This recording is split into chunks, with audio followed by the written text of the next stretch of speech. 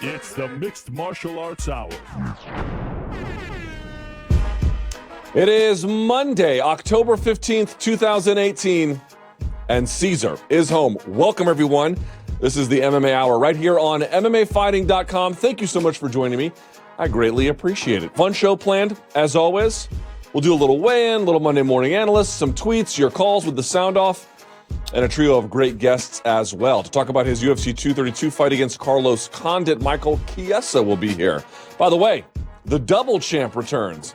Daniel Cormier will talk about his UFC 230 fight, which is going to take place right down the street against Derrick Lewis. A few other things, I'm sure.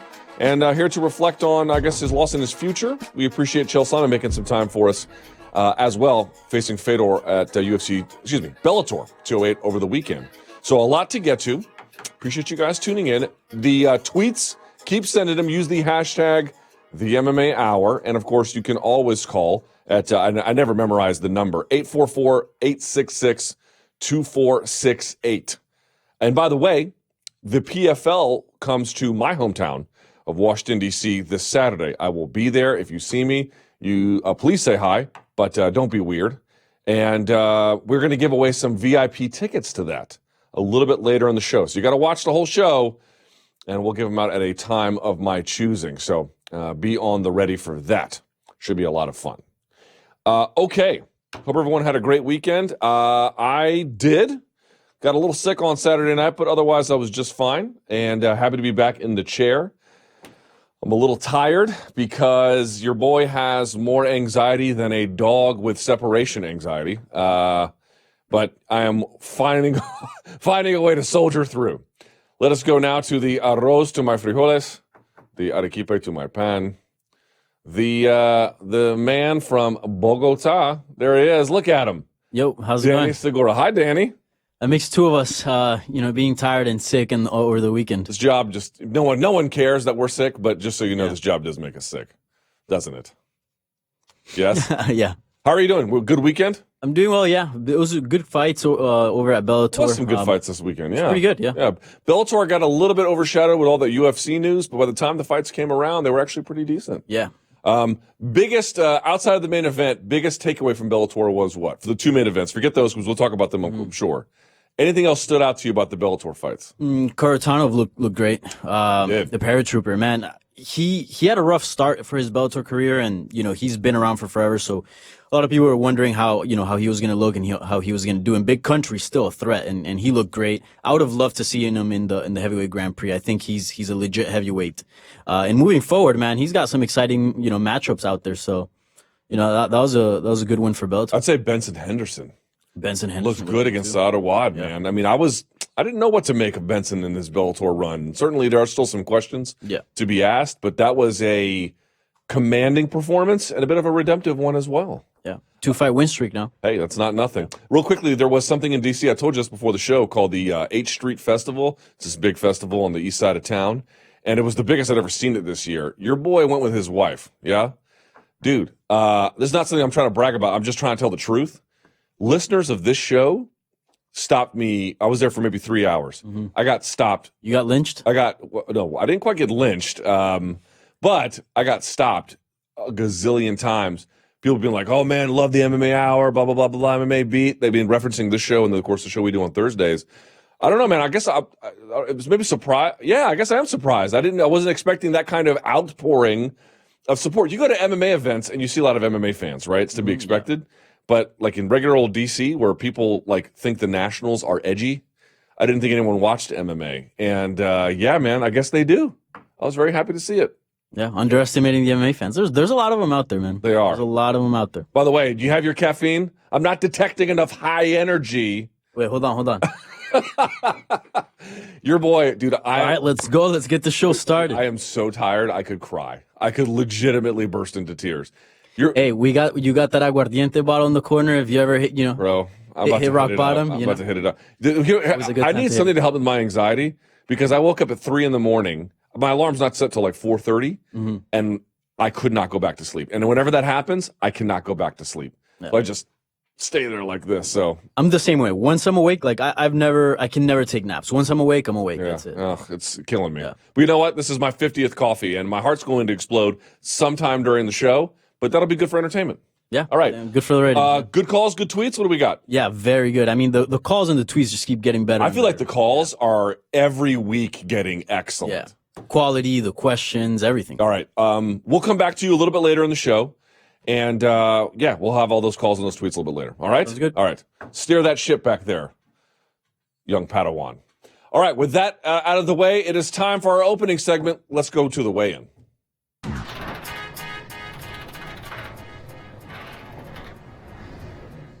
Time now for the weigh-in right here on the MMA Hour, and it actually is not anything related to Bellator. I know some folks were talking about, where's the main event fixed? We're actually going to get to that ridiculous argument in the Monday Morning Analyst, which will be a little bit later in the show. But there was something else that kind of got brought up on the news cycle. I think it came from a TMZ interview.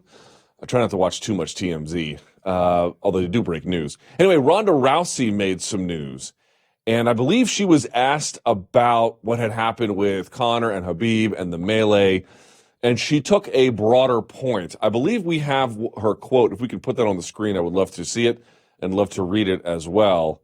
What do we have here? Yes? Here we go. Here is what she wrote. I'll read it out if you can't see it.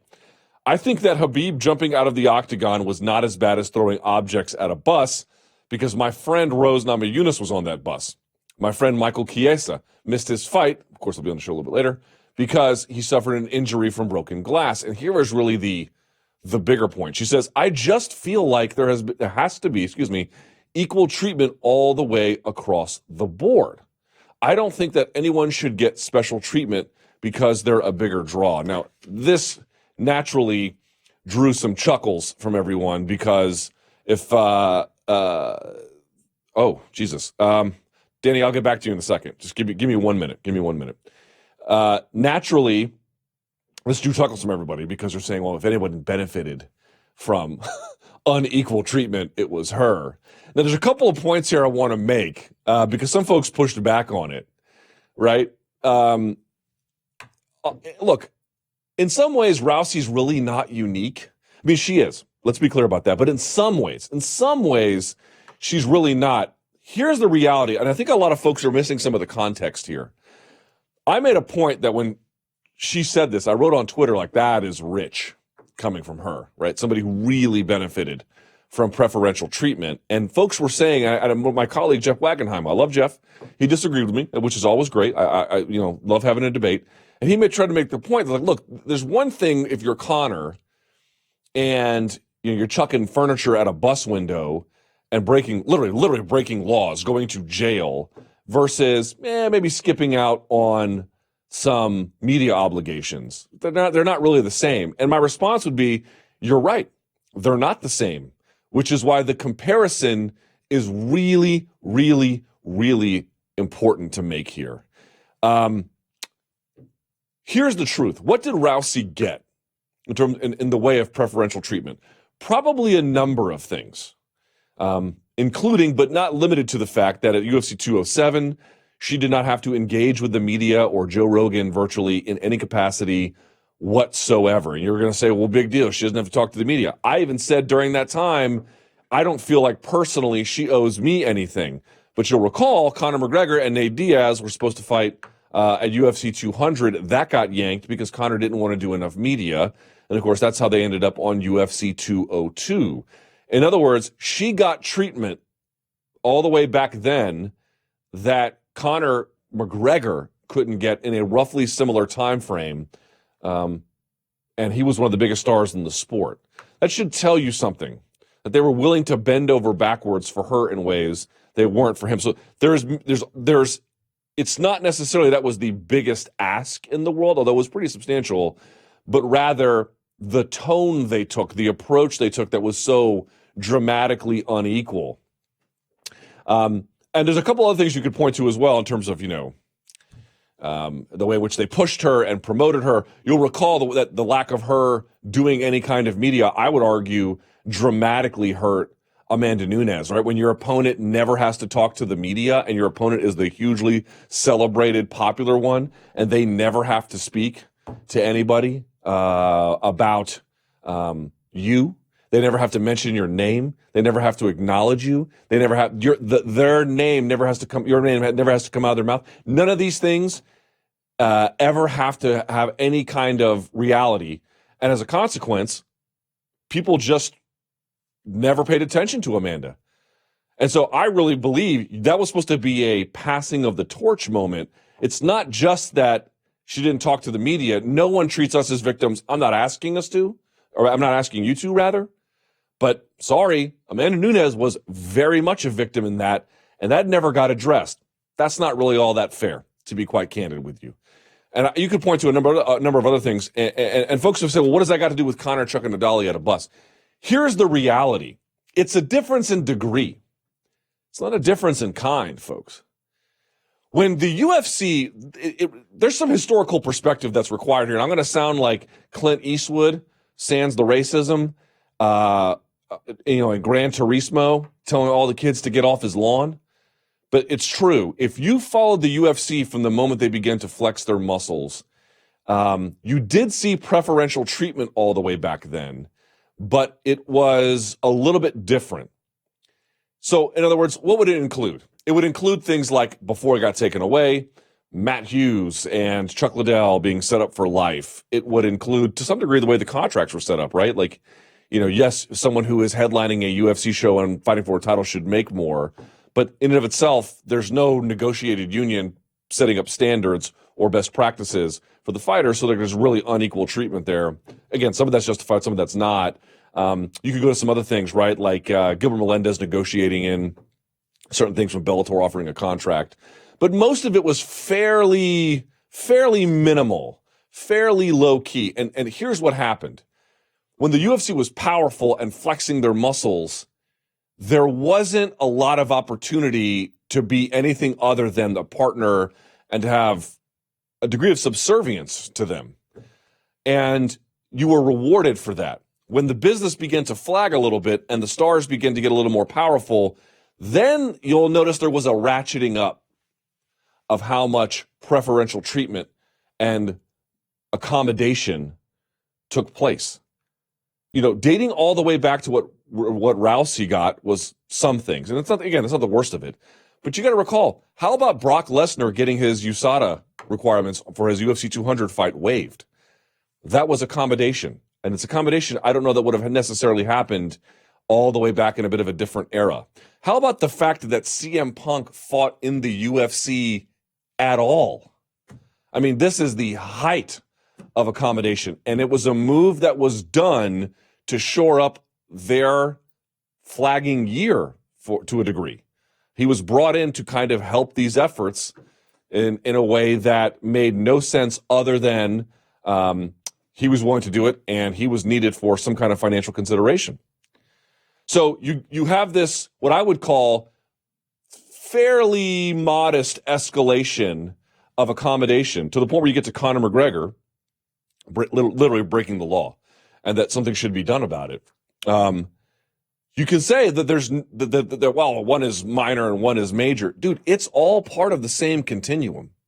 And one accommodation has given rise to every other escalating accommodation. You cannot disconnect the two.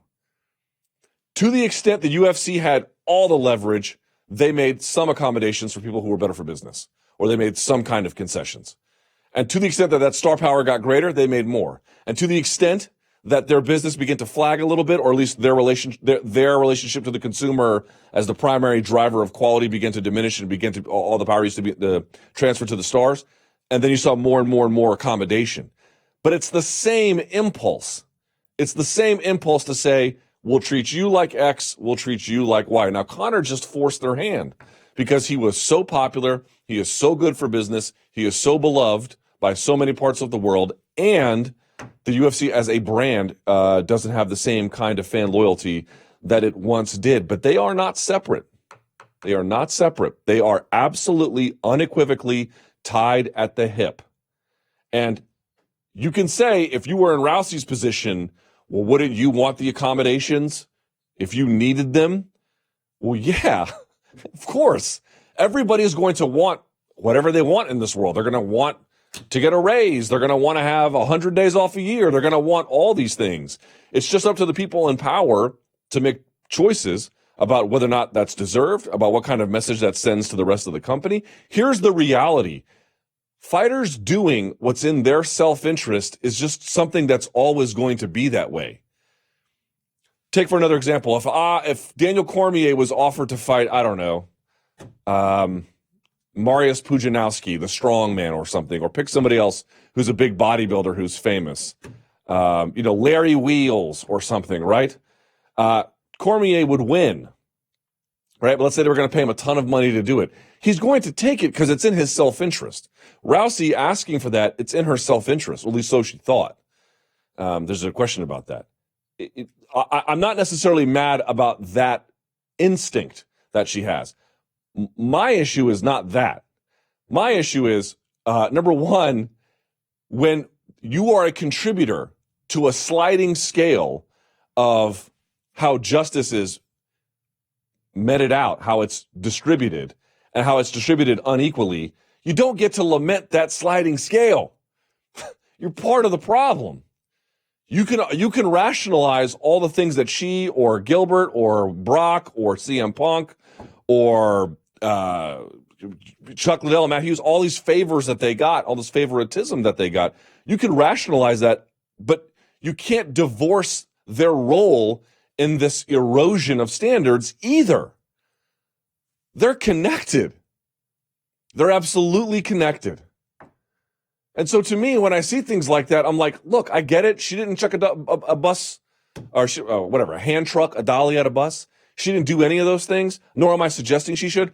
Nor am I suggesting she should be thrown under the bus, metaphorically speaking, for any of the things that she had. But there is absolutely unequal treatment in the UFC. Yes, it's been around for a while, but it's gotten way worse over time as the stars get more popular and the brand gets less. And as the fighters begin to ask more, they begin to get more. And it didn't just start with Conor. Maybe he took it to the furthest degree. Maybe he abused that privilege. Maybe you could say he took it to a degree that is absurd. And I would agree with you. But this idea that this all started with Conor and he's the one that has really changed the way business is done. No, he's the one that shed a light on it. Before you could sort of you could squint and maybe you couldn't see it anymore. That's not that way anymore, man. And it didn't start with him. It went all the way back, and she benefited from that system the entire time. Now, she pulled her weight too. She made millions, and I'm glad. I hope she makes even more millions doing what she's doing with the WWE. Good for her, man. I really have no issue with it. But Conor gets a lot of criticism. Some of it fair, some of it not so fair. And he absolutely has been a beneficiary of the UFC's uneven distribution of justice. No doubt about it. But here's the reality, man. He ain't the architect of that system. He's just the latest engineer. All right. And that's the way in here on the MMA Hour. All right, with that out of the way, let's go to our next guest. I haven't spoken to this gentleman in a while. He's changed weight classes. I don't know if he's changed his haircut or not, but he'll be fighting Carlos Condit at UFC 232. I believe he is joining us on Skype today. The one and only Michael Chiesa joins the show. What? He did get a haircut. Look at this. It's gone. Why did you cut it? I think my girlfriend was getting burned out on the whole Joe Dirt thing, and I was starting to get ready to shave a mustache, and she's like, "All right, you either can keep your haircut and get a mustache, or you can cut your mullet and keep your beard." So I was like, I'll cut the mullet, start fresh. Wait, hold on. If you had gone through with the mustache idea, what would it have been? Oh, yeah. Oh, I was just going to get the classic handlebar. Just nothing no handlebar, like down, just straight, top lip, not too thick, not too thin. Not like a Tom Selleck, but just like a nice, clean, like Freddie Mercury style mustache. All right. Well, you know what? It looks good. You're back to, normal society here. You can fit in with the rest of us. How are you feeling these days, man? I know you changed to welterweight. I'm assuming this has had a bit of a carryover effect in your life and your training to a degree already, even though your fight's not till late December. Yeah, it's just nice not having to stress so much about my weight. It's like when I'm fighting at 55, as you've seen, I'm not a small guy. I'm 6'2". I've got a decent frame, and I used to have to stress about my weight before I'd even get into camp. And then from then, my camps are just miserable. I'm just always thinking about the weight and this and that. And it's like, even if I eat right and do the right things, I'm still a big guy. Like right now I'm 205 pounds. You know what I mean? I'm not. Are you really? I'm not a small guy. Yes, I'm 205 pounds, but I've been I've still been working with Bo Sandoval from the PI, working on my diet, and I've been bulking a lot the last 8 weeks. But still, even at that, I'd still be north of 193, 194 outside of camp. So I'm just glad that I'm just done fighting the weight. I'm ready to just focus more on being a fighter and being an athlete. It's like I tell people, I get tired of training 3 times a day just to be some scrawny dude. Like I'm ready to be a big athlete. You know what I mean? I want to be a big, fast, strong athlete. I know I have technical skills to go with it that I think I could have some success at welterweight. And my aspirations have stayed the same. I'm still going to work towards winning the UFC world title. So I'm very happy with my decision so far. What do they have you doing at the PI that's different than what you would do at 155? Well, not running as much right now, that's for sure. Right now I'm just focused on lifting weights and just making sure I'm eating the right things. Most bodies are made in the kitchen, not just in the gym. So just eating the right things, eating the right amounts, and just doing a lot of bulking right now. Are you lifting weights? And it's just, yes, lifting a lot of weights and lifting heavy, and that's, I can tell I've probably gained about 6 pounds of muscle in the last couple like 2.5 months. So, I just feel good, man. It just did not have to stress about weight. And to some people, I sound like a psycho because I'm only, a little more than 30 pounds over. They're like, that's still 30 pounds. I'm like, yeah, well, it beats 50. You know what I mean? It beats having to cut all that weight. And just, you see the trend nowadays. Look at Dustin Poirier. Look at Kelvin Gastelum. Look at Robert Whitaker. They're guys that are making that 15-pound jump, and they're killing it right now. And so I just think the trend now is just go to the weight class that's most suited for your body. I was still kind of part of that trend where it was, see how low you can get as small as you can get, be the biggest guy in your weight class. And it started to burn me out. Do you think you did any long-term damage from all those weight cuts? Sometimes I do. For a long time I did. I think I kind of got out at the right time. I wasn't fighting. When I first got in the UFC, I wasn't lifting weights, and I had a full-time job. And then once I got in the UFC, I started working on strength conditioning and stuff. And I wasn't fighting as much, so I wasn't making that huge weight cut as much. But I could definitely tell that, like, when I would get done with a weight cut, it would the residual damage would last for like a month and a half. I'd just be super bloated, super lethargic. I just feel heavy, like my body's not digesting anything. It just really wasn't a good feeling. I'm just excited to go. The biggest thing for me, Luke, is I've been doing this for over 10 years, and I love it. It's a blessing to be able to get up and compete and train and make fighting my job.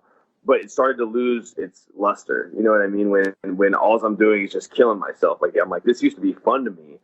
And now it's like, this is fun again. Like, I don't have to stress about making this certain weight. I don't have to eat spinach and egg whites year round. Like, I can eat and I can be an athlete and I can lift weights, and I don't have to just focus on cutting weight all the time. I can focus on becoming a better fighter. That was my biggest focus. Is I'm tired of focusing on my weight. I need to focus on being a better fighter. I have deficiencies I need to work on, and it's hard to do that, and it's hard to enjoy your training when you're just focused on hitting a certain number on the scale. You know what I mean? All right, so you're going to be taking on Carlos Condit. It's going to be your first fight at welterweight. Why Carlos? Well, that's just the fight that came to me. When I talked to my manager, Daniel Rubenstein and Sean, they're just like, you're not going to, just because you're going up to 170 doesn't mean you're going to get, there's not going to be any easy fights from the get-go. You're still going to have to fight tough guys. And I'm like, cool. I'm not looking for an easy way out. I'm looking to win a world championship. The goal stays the same. Nothing changes. And, when they offered Carlos Condit, those are the challenges I'm looking for. This is a guy that, could be my toughest test of my career. He's a former world champion. Those are the types of guys I want to fight. Anthony Pettis was my first shot at a former UFC champion, and that's a win I wanted to get really bad, to beat somebody that held the title, that had the thing that I'm striving for. That I need to get that win under my belt. And, I like the challenges that he presents. If you ever I'm a big fight fan, so I just remember watching the primetime countdown shows of Carlos Condit leading up to the fight with GSP, and you listen to his mindset, that kill or be killed mentality. That's scary for a lot of people, and for me, I like that. I feel like a guy with Carlos's mindset and his skills is going to bring out the best in me. So I'm expecting the best Carlos Condit. I'm expecting a violent fight.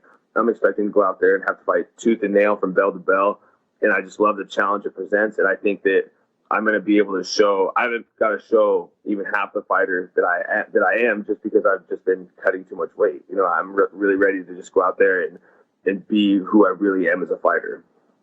Do you think, I'm going to ask this question as fairly as I can, do you think he has been affected by the amount of damage he has taken? That's hard to say. I think Carlos was smart, and we saw him after the Robbie Lawler fight kind of take a hiatus. You know what I mean? We haven't seen him as active as he has been in the past, and I think that maybe that's just being conscious of that. I know that he said something after the Robbie Lawler fight saying, that he got kind of smacked around a little bit and wants to give himself a rest. It's hard for me to say. I see in the pictures when people, tag me in the Instagram posts of him and I next to each other, it looks like he's got a pretty big head. Big bones can take more damage. So it's hard to say, but nonetheless, whether he's taking too much damage or not, I'm still expecting a really, really tough fight. He's a game competitor. He's no slouch. This is a guy that's, won world titles in multiple organizations, and he's game, and he's violent, and he's got a crazy mindset, and I'm just ready to go out there and scrap with him. Why do you think they paired you two up? Maybe it's because we're both on a skid. Maybe it's the matchup. Who knows? I'd like to think it's more the matchup. Carlos is, I've had 11 UFC fights, and I've had 5 performance of the night bonuses. So I'm not necessarily a boring fighter, and we all know Carlos is about as exciting as it gets. So maybe that's it. Maybe it's the skid. Who knows? But either way, I'm looking forward to it. I don't think this is any loser leaves town fight by any means. I've had a lot of success in the UFC. We've seen guys, Michael Johnson acquired 4 losses and they never cut him. He just went out there and got a win. So I'm not even thinking about that, but I'd like to think that this is a matchup thing. I think that this is a fun matchup for the fans. I think it's going to be on the main card for the pay-per-view. So it's like, I think that this is just, they're putting this fight together because what do they do on the end of the year? End of the year cards usually got a lot of exciting fights. And so I think me and Carlos could go out there and steal the show. Oh, by the way, the post-fight bonuses, like some people do something special with them. What do you do with them? Do you just throw them in the bank account and it's all part of the same fund or what? No, I bought a house. So my dream was to always have a log house growing up. I'm from Washington, so it's you certainly are. I grew up just being, yeah.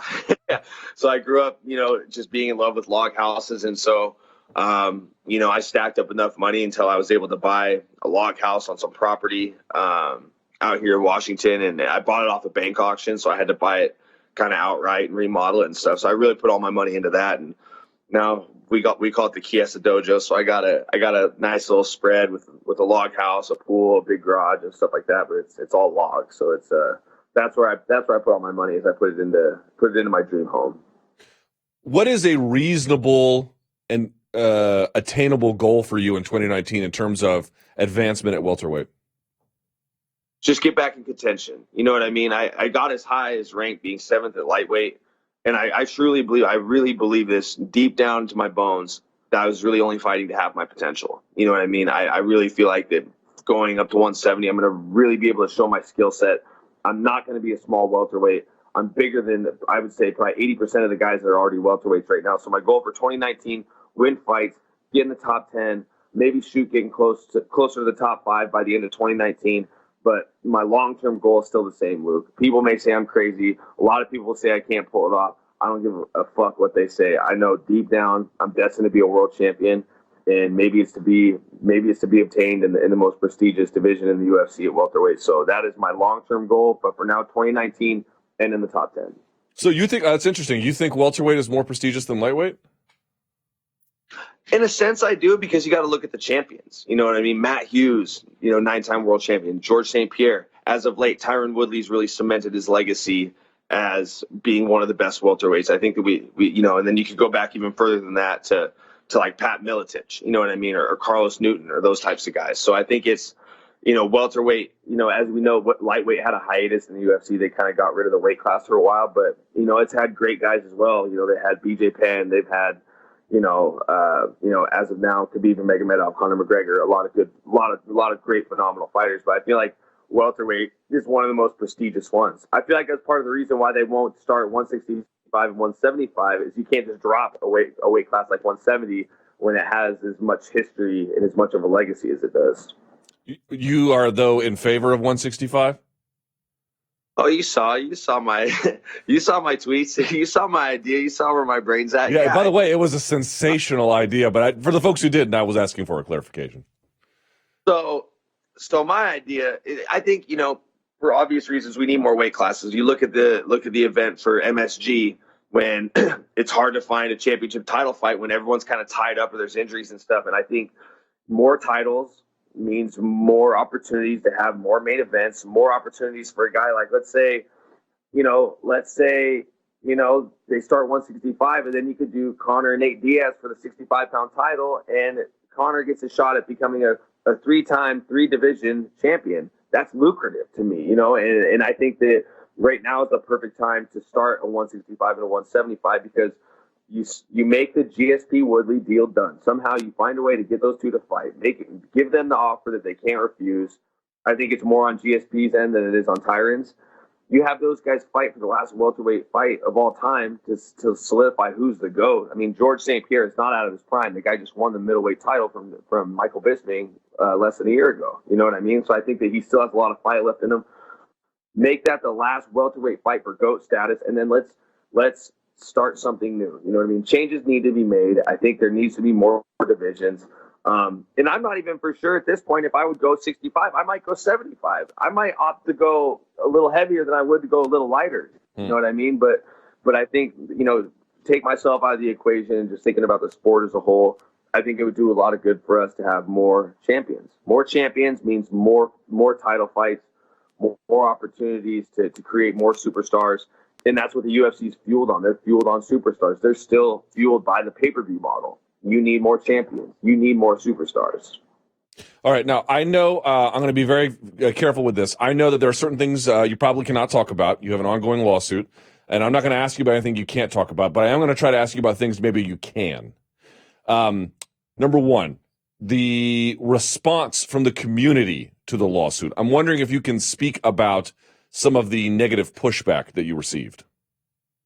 Yeah, that's, I'm going to tread lightly with this. Okay. Obviously I can't really say a whole lot, but it just has not been good. You know what I mean? And it's, a lot of, even my girlfriend and my mom get messages and comments, and, they don't just, they're not a part of this. And it's kind of a shame when, my mom's a sensitive lady, you know what I mean? And I do my best to protect her and stuff. And when she tells me about some of the mean things that are getting sent her way, it's a shame. You know what I mean?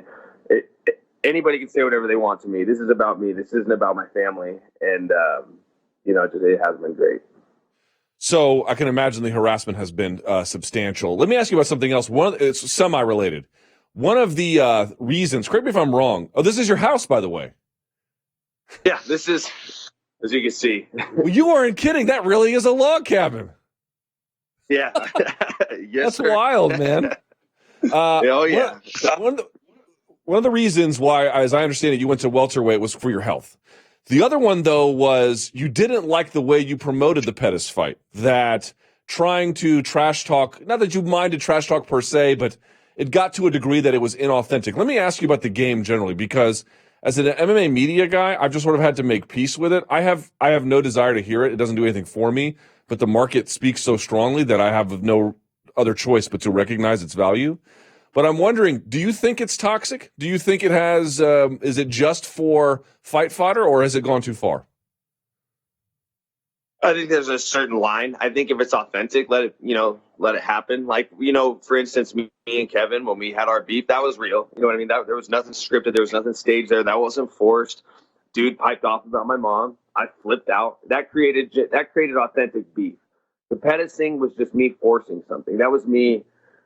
This goes back to when the fight got over and everything got done, and I'm sitting at home shell shocked. I've been gone from I was gone from Spokane for like 5 months. I spent 4 months down in camp, down in Las Vegas, and I'm talking to John Wood, and I was like, what do you think? What do you think about the fight? He's like, you know what I think, Mike? He's like, I think that you need to just go back to who you were before. He goes, when I met you, you were just a blue collar, humble guy who let your winning do the talking.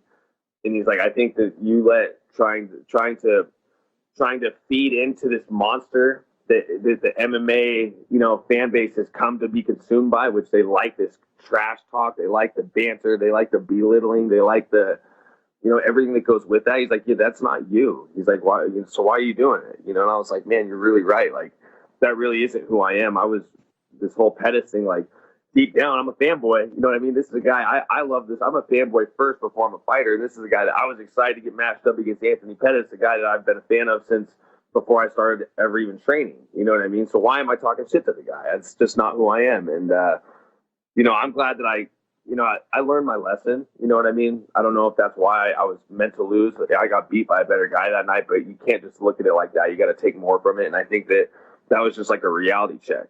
Like, you know what? Even if, I might not get more followers on my Instagram, I'm just not going to be that guy to talk shit anymore. That's just not who I am. That's not how I was raised. That was not my upbringing. I'm a blue collar guy from Spokane, Washington. He was raised to just be respectful, be a sportsman, and just, speak with your performances. And I'm just glad that I'm back to my old ways. You know what I mean? Yeah, but let me ask you about the game more generally. Is it good for MMA? Is it bad for MMA? And I know that's okay. Go ahead. I think it's bad. You know what I mean? In the era when it was Chuck Liddell and Matt Hughes and those guys, MMA fans weren't the way they are now. They weren't mean. They weren't volatile. They weren't, they weren't calling people names, bantering their social media and stuff. And granted, the social media platforms weren't where they were now, but it's definitely like, as athletes, we have a fan base, some smaller than others, where they follow us and they emulate us, in a lot of different ways. And I think that when we're promoting fights by talking shit to each other, belittling each other and all that, the fans, they absorb that. And, and I think that's what creates this toxic fan base. I hate hearing people say, MMA fans are the worst. And it's like, dang, I don't want to say that because I think MMA fans are great, but in the same sense, like, I don't ever see people that don't like LeBron James say volatile, mean ass shit about him. But for some reason, MMA fans just have like they throw a lot of shade to a lot of the athletes, and it can be pretty bad, especially, there's certain female fighters I'm good friends with, and they take it very personally, and I feel bad for them. I take what's said to me with a grain of salt, but some people, they don't tread lightly with it. They take it very personally. Well, you know what? It sounds like you're turning over a new leaf. You're literally living in a log cabin in the woods, man. And you got a fresh haircut, a fresh weight class, and a fresh outlook. I'm looking forward to your next fight at UFC 232. And what you got in store for us at 2019, man? 2019, man, is just winning fights, getting back to my old ways, and I just want to end the contention. I got a lot of people to prove wrong, and you know what? I'm just excited to. I'm excited. I feel like this is like, after being in the sport for 10 years, I feel like I'm starting over. You know what I mean? So I'm just really excited for this fresh start, and I'm excited for what's to come, man. Can't wait to see it. I'll be in Vegas for your fight. Thank you so much, Michael, and we'll talk soon. See you, buddy. Thank you, Luke. Yep, there he goes. All right. Like the new haircut. The beard's always on point. Can't hate on that. Let us go now to our next guest. Doesn't need much of an introduction. He's the UFC's double champ.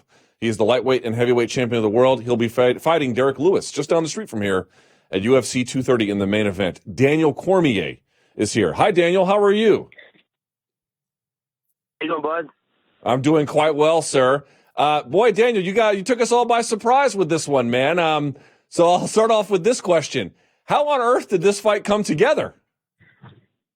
Man, I've always wanted to compete, but, I was hurt and I kind of set my sights on just waiting for Brock. And then she called me. Is generally how it goes, but this time they said, can you fight in a few weeks? And I was like, well, I mean, honestly, I'm not ready to fight right now, but, I could see where I stand. I could see if there's any chance that I could get in the fight. I go, if when they said Derrick Lewis, I said, okay, let me go see if my hand will hold up when I punch something. If it does, then yeah, I'll go fight. Yeah, so give us an update on the hand. I guess it's not 100%, but it's good enough to fight? Yes, it is. It's good enough to fight. It's not 100%. Got to be honest. My fist is like closing, but not all the way. It feels like now I have like a badly jammed finger, right? Like it feels like my fingers just jam really badly right now. You ever had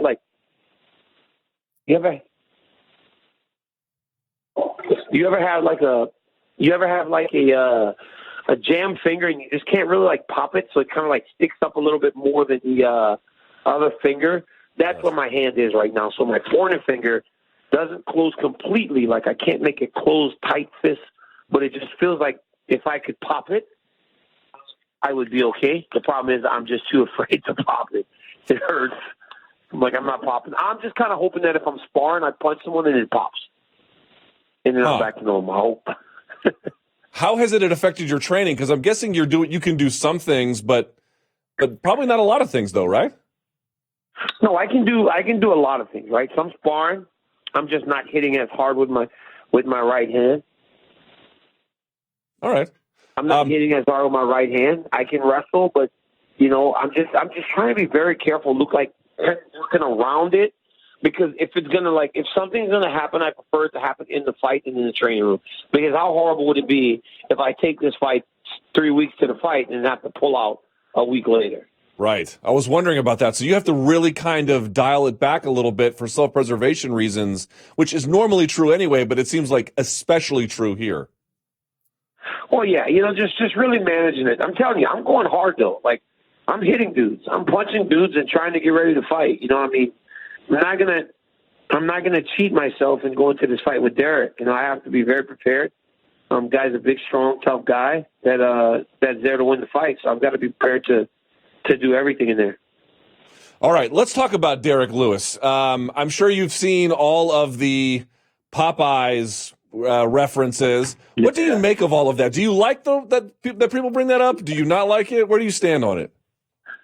I think it's fine, but I think they need to stop doing it and making these free posters until Popeyes gives me my money. We've been talking to them. It's like, what are you guys doing? It's like, you guys are really messing with my finances here. Like, I've been in talks with Popeyes, and like about stuff, and we really haven't come to like a great agreement. But it's like everybody's like giving them shit for free. It's like, what's the point? Never like making a deal with this guy. Wait. Let's back up a step here. So you've legitimately had some talks with Popeyes about like what, a sponsorship deal or something? Yeah. Well, look, I'm from Louisiana, so me just being even on a Popeyes commercial isn't a bad thing. It's not just a chicken. I was like, I'm from Louisiana, so it's like a company and a restaurant that I've grown up on.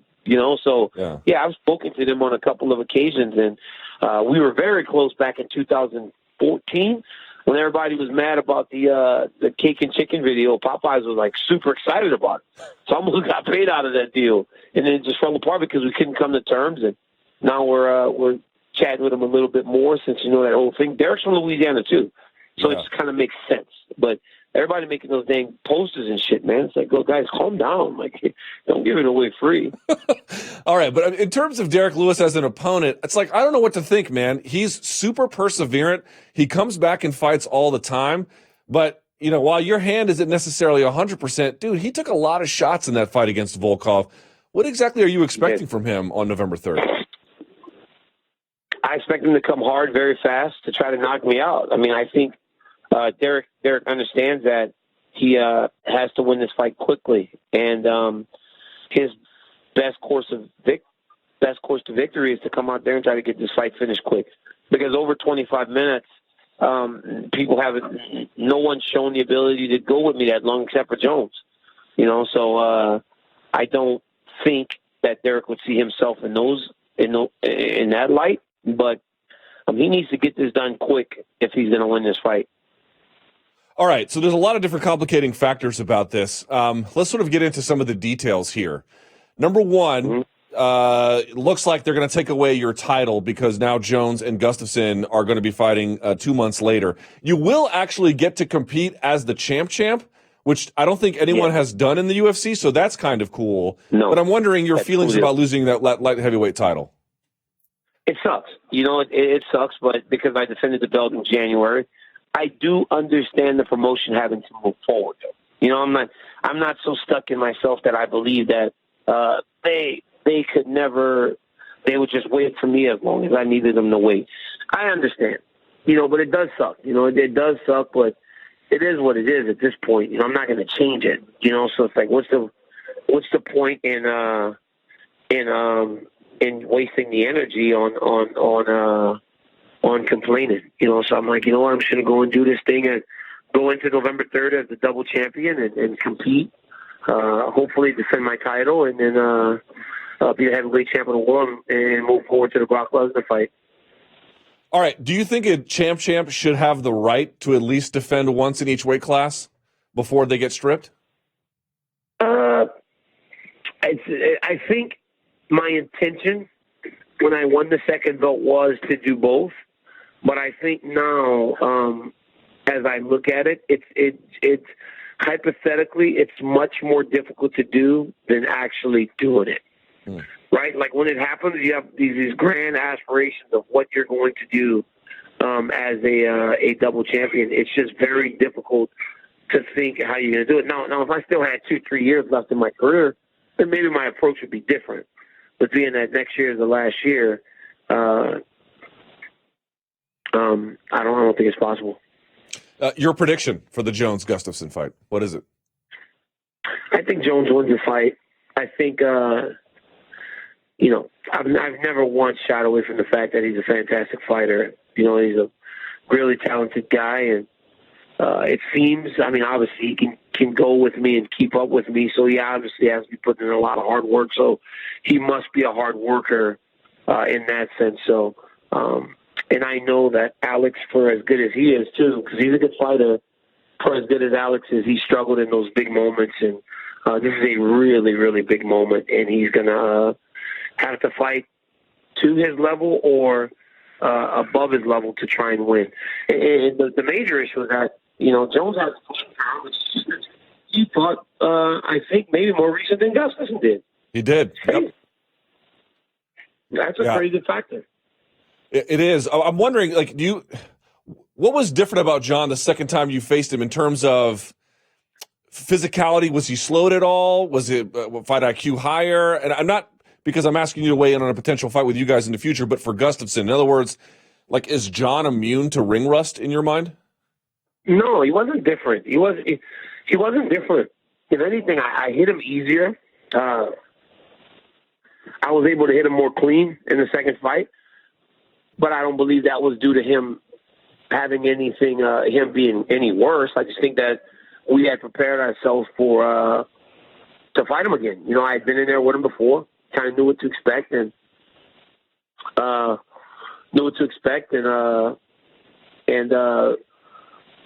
had more success because of it.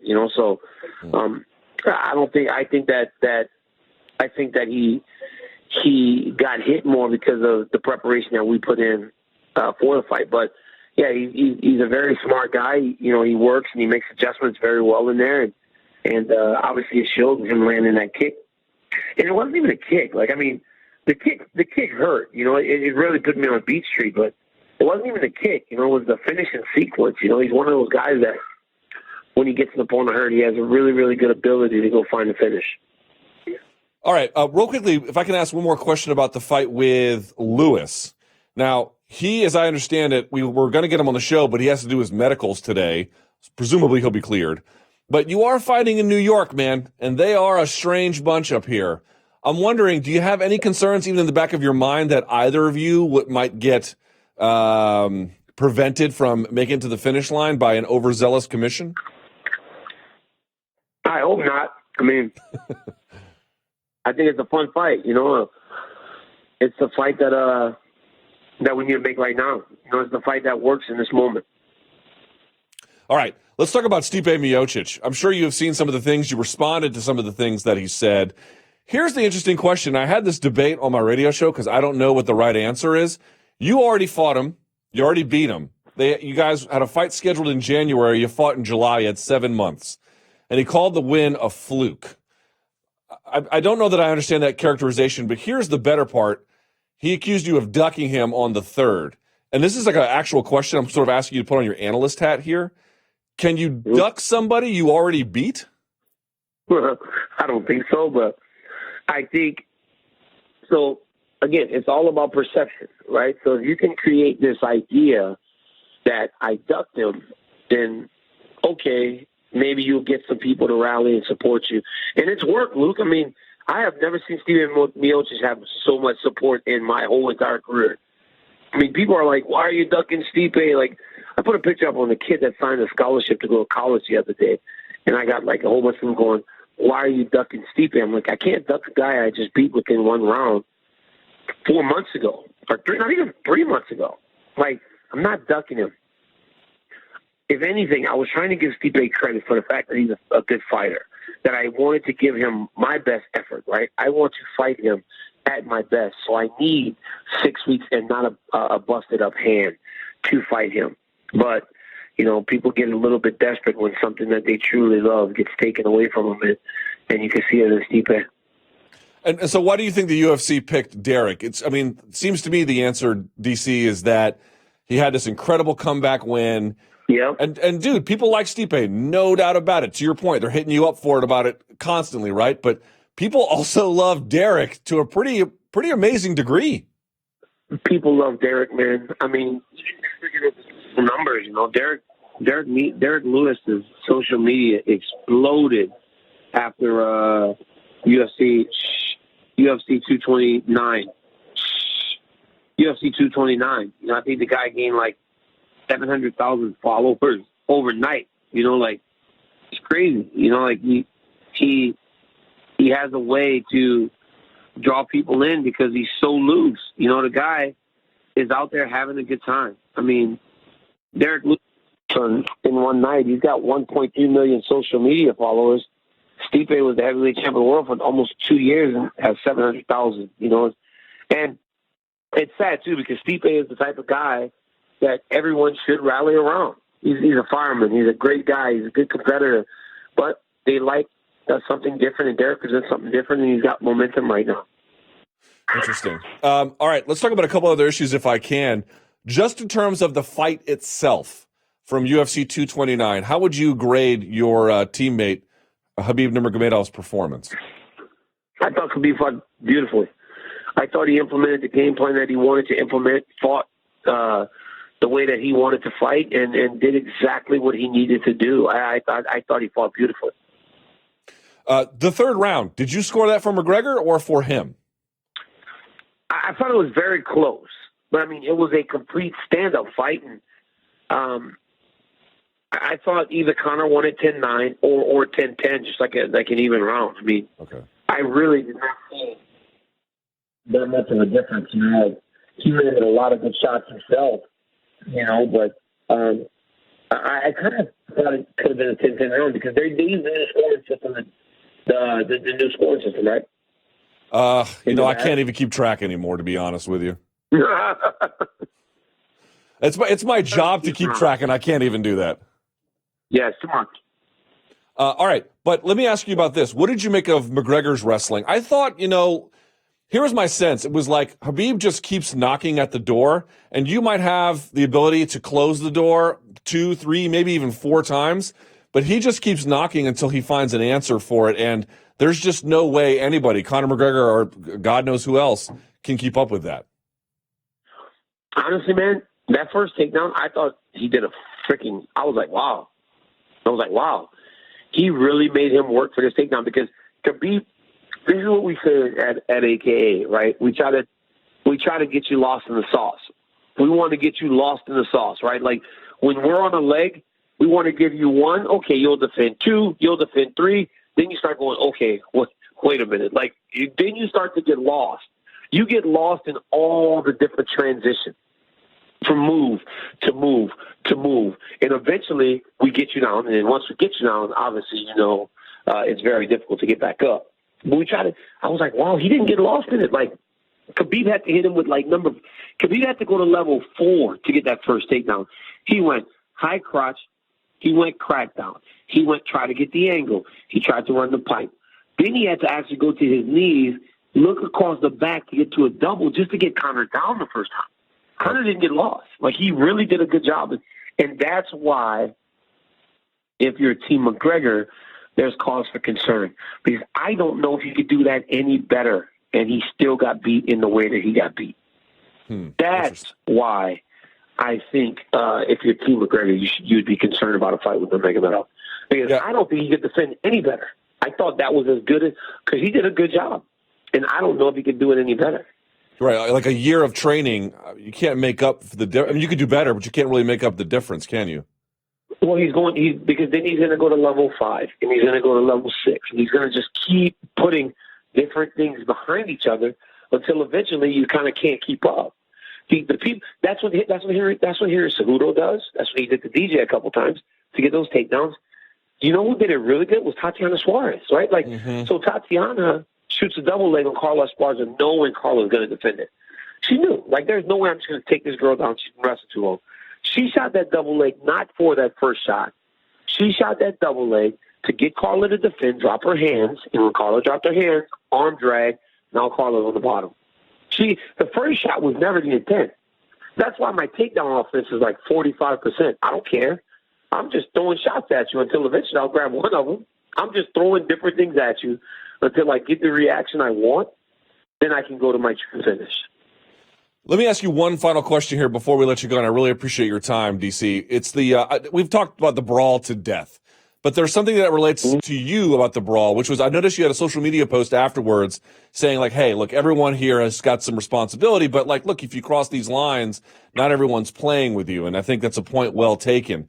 I wonder, in writing that, do you reflect at all on some of the back and forth you and John have had? Now, I'm not suggesting you or John have said anything the level of what Conor did to Khabib. That's not what I'm saying. No, I get it. No, but here's the thing, though. If we were to fight afterwards or do anything like that, John and I would be okay with it. And I think, there was never going to be a time where either of us were looking for essentially an olive branch, like, yo, we're just doing business out here. You know what I'm saying? Like, there was never going to be a time, and that's where the difference is. It's like what we said and did to each other was so truly real, and we were never looking for an olive branch. And that's, I think, where the difference was. Like, everything we said was not for fight promotion. Those are the true things, you know? He makes fun of me crying because he truly enjoys the fact that he made me cry. I make fun of those things because I know that bothers him. Like, so we're never looking for an olive branch. So no, it's not different, you know, and I think he was building a fight, and there was just a little bit of a difference in the approach. You know, when he was building the fight and kind of going home going, you know, like, okay, yeah, I think that might have got him a little bit, or, you know, got under his skin. The whole time it's causing this guy to just go, God, I hate him. Man, I can't stand this dude. I want to hurt him. And then going back to the gym and training harder and more, you know, so that's where the difference lies. It's like we never regretted anything we said to each other or about each other. And it was okay if it just continued to escalate. Interesting. Well, DC, I could talk to you for 1,000 years, but of course we don't have that kind of time. I look forward to your fight at UFC 230 versus Derrick Lewis. I will, of course, be covering it, and we always appreciate your time here on the show. Thank you so much. Hey, thanks, Luke. Bye. All right, there he goes. We go from one great wrestler and great analyst to another great wrestler, great fighter, and great analyst. Didn't necessarily go his way on Saturday, but I wanted to check in with him just the same. He was in the main event opposite Fedor Emelianenko at Bellator 208. He is a podcaster extraordinaire and the whole nine. Chael Sonnen joins us now. Mr. Sonnen, how are you, sir? Well, listen to that intro. That was very nice of you. I'm doing good. What's happening, Luke? How are you feeling? Sir, what I mean by that is, first, physically, how are you feeling? All right, physically, everything hurts, and that has nothing to do with whether you win or you lose, man. You know what gets me more than anything is those canvases. My knees are all skinned up. My toes are all skinned up. My elbows are all skinned up. Every time I have a fight, it's like falling off a bicycle. But that's about it. You know, my head, he hit me with a missile about 5 seconds in, and that one still hurts a little bit. But other than that, I am doing well. You know what's interesting about that? I went back and I watched some of the punches. This is a serious question. How are your teeth? Are they okay? Yeah, my teeth are okay. It's funny you ask that. You know, if I had one wish going into a fight aside from serious injury, it's that I won't lose a tooth. I've had that same wish since I started this when I was 19 years old. So it's very kind that you thought of old Chael's teeth, but you aren't the only one. And yes, they're all intact. All right. Now, emotionally, how are you feeling? Because it's a weird fight, right? Like, it was a chaotic affair. You took him down at times. There were moments that you moved to mount for a brief moment, but in the end, obviously, it didn't go your way. So, like, when you reflect on what happened, what happened? Well, emotionally, well, you know, I get heartbroken about these things. You know, it's from a competitive standpoint, Luke, that I have dedicated my whole life to it since I was 9 years old, and I would have started earlier if my dad would have let me. He wouldn't let me start until I was 9. So, man, it hurts. It hurts really bad. You don't get those moments back. I've had this same feeling before, though. I'm convinced in my own interpretation, but I'm convinced this is what it means to be a fighter. And, you know, somewhere over time that word became corrupted. It became about the punches and the kicks. But I've always believed that it was feeling like I'm feeling right now and getting out of bed anyway and facing the media, facing you and this phone call and everything else and getting back on it. So now I got to be a fighter. I prefer to be a winner. I prefer to be on top of the world and looking down on everybody else. But today I gotta fight. Okay. Well, I won't make this too difficult for you. I hope I'm not part of the painful process. I will be as limited in that regard as I can be. So let me ask you about this. What was the game plan? Now, your game plans never vary too much, but I'm wondering if there was anything particular tactically you were hoping to implement with him. Well, so I wanted to come right across the ring. I fought 49 guys, I guess 50 now, counting Fedor. I've never been outstruck. Not one single time have I lost the stand-up part of a fight. And I can't say that anymore. I guess this is as in when I woke up Saturday morning. This is the first stand-up I've ever lost, but I didn't think he was fast enough to catch me. I thought it'd be too quick, so I was going to come across and distract him with some punches, get into a clinch or get into a double leg, but make it a wrestling match. I wanted to have my hands on him at all times. I was ready for some of those sambo throws. I was ready for them to go against me. I was ready for him to succeed with those throws and have to scramble on the mat. So it wasn't like a real sophisticated game plan as much as it was just pressure based. I wanted to fight. Excuse me. I wanted to be on him. I wanted him to have to respond.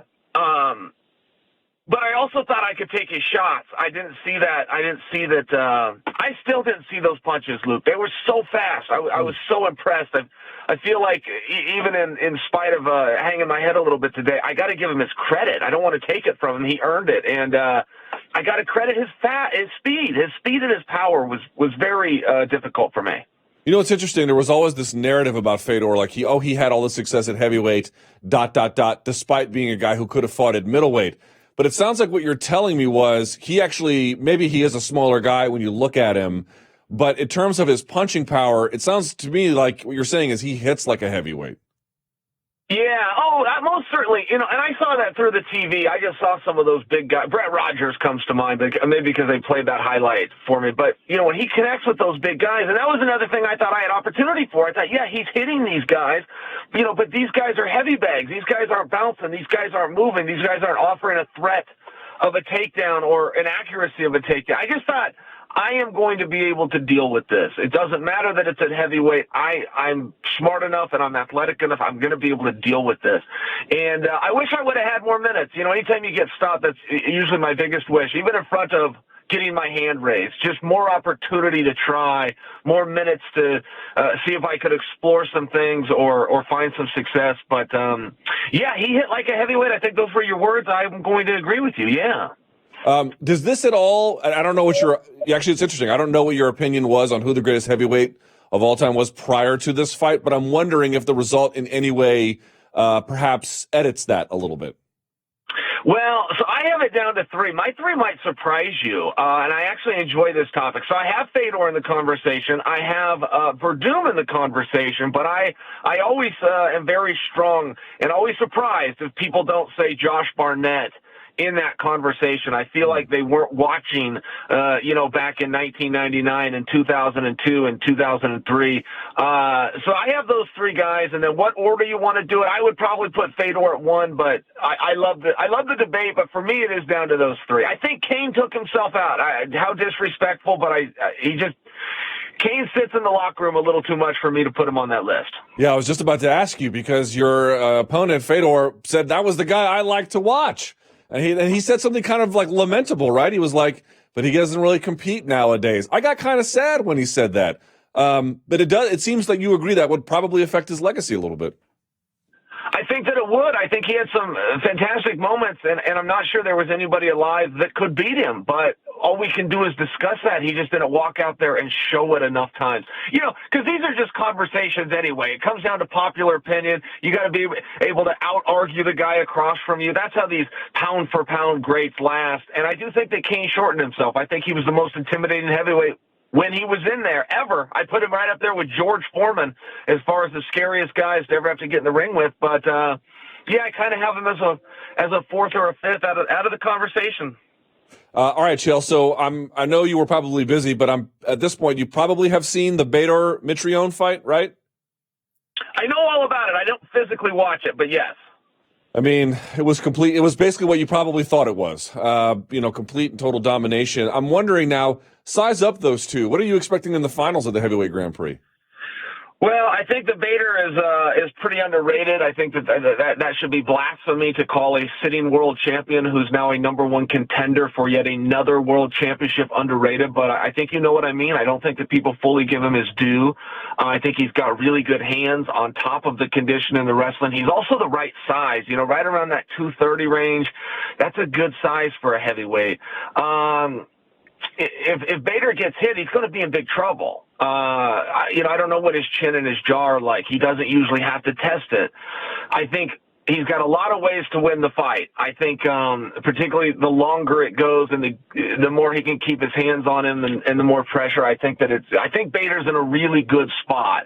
But I can't deny the power of Fedor either. I think as the fight gets a little closer, Luke, and old Chael's head starts to feel a little better, I could give you more of an eloquent response, but I kind of like Fedor's spot. Yeah, I like it too. Here's the interesting part about that, Chael. If Fedor wins, he becomes the first Bellator champ, which is interesting in its own right. What do you think it might mean if Fedor wins? Because I'll be honest, Chael, and I thought after the Fabio Maldonado fight, I had left Fedor, metaphorically speaking, for dead. I thought that was truly the end of his career. And if he wins the heavyweight Grand Prix, even against a guy light heavyweight like Fedor, I don't know, man. That would be a pretty remarkable career resurgence, wouldn't it be? Yeah, and hard to not give him his due, right? Because the Grand Prix is just so fair and so honest. It's just so. I'm so fortunate to get to compete in it. Only in that it's the first time I've ever. There's no politics, Luke. People ask me, well, where's the trash talk? And what trash talk? It's a straight line bracket. It's a tournament. Your skills are the only thing that are going to get you through. And when you look at the hammers that stepped up into that tournament, yeah, it's really remarkable. And I like that you said that because, I've had to break a lot of rules in my career too, and I'm not talking about laws. I'm talking about, there are rules out there that say if a fighter gets old, if a fighter slows down, when a fighter starts not looking the same, he can never come back. And I don't like that. I've never been in a situation where, including the one I'm in right now, where you don't use it as a motivator and use that tape and use that footage to get better. But there seems to be a rule out there that once you look bad against a Fabio Maldonado, in this business, that it's over, and you got to break those rules. You can't let that stuff apply to you, and I don't feel that Fedor let it apply to him. He started training differently. He started going out wherever Amsterdam, or wherever that country's at. Yes. But he started training differently, and that's what a real fighter does. He gets better. He finds a way to come back, and I admire that in anyone that can do it. But I also look down on the guys that can't. Man, don't let that stuff stick to you. So are you done competing for the year in terms of being inside the Bellator cage? Unfortunately, I mean, they only let you have 3 fights a year. It drives me absolutely insane. But I don't know what's going to be next or where I go. But if you're asking me about this calendar year with only a couple of months left, I wouldn't think I'd get back in there that quick. I would like to, but it just doesn't usually work that way. You still have a fight contract with the promotion, right? That's right. Okay. So, all right, I thought for a second you were hinting that was over. I was a little bit surprised to hear that. Okay. Are you going to go back to light heavyweight? Is this heavyweight experiment over? Man, I fight wherever. When I get a phone call and they have an idea, I say yes. I would ideally like to go back to light heavyweight. Yeah, if you want to do a catch weight or have a little bit of fun with somebody. But I think as far as a straight weight class goes, I think it's more appropriate. I had a hard time. I had a really hard time in both my heavyweight fights getting to some of the positions that I wanted to be in.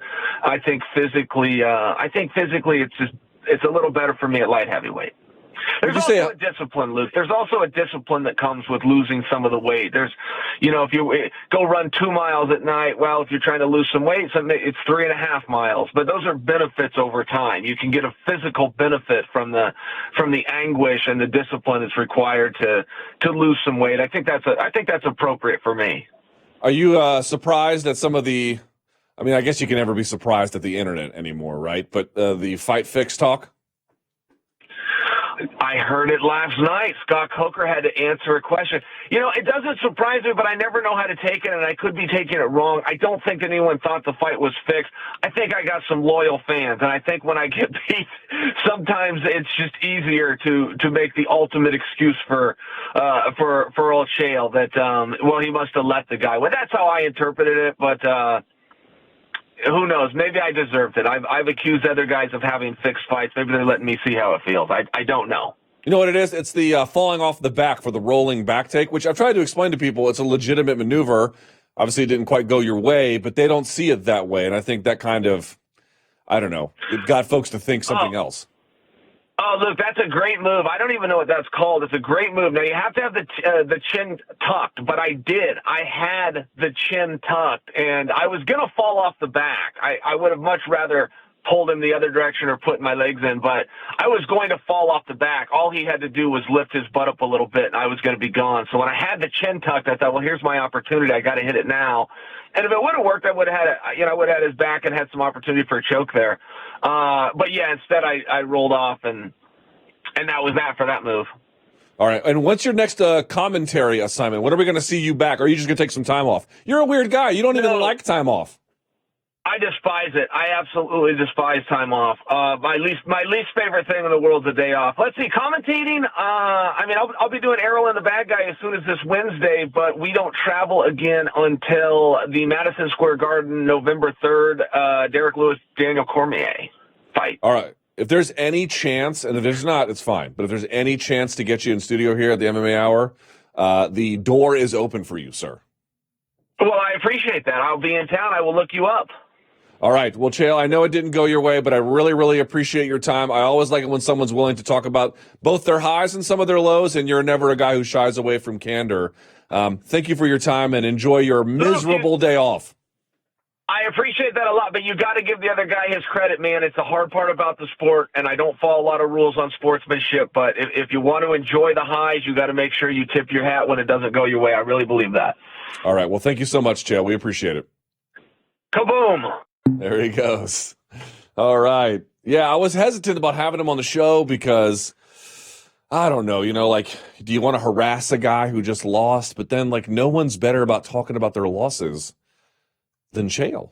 So it was like, well, I kind of do want to have him on. All right. We have a short time with our next guest. We weren't sure if we were going to have him or not. It's a bit of a surprise. No time to waste. Let us go now to, I believe he's on the phone, right, Danny? Because I can't imagine he's on Skype, right? Yeah, he's on the phone. Yes, he is known as the Diamond. He was supposed to be fighting on that November 3rd card, and just some things just kind of unraveled. Let's talk to him next. Dustin Poirier is here. Hi, Dustin. How are you? Doing all right, man. What's going on? Oh, just glad to catch up with you. Well, first of all, I'm sorry to hear about everything falling apart. So let me ask about your health first and foremost. Can you tell us what the injury is and how it happened and what the diagnosis is going forward? I got a lot of stuff going on with my hip. Really uncomfortable. My range of motion is messed up.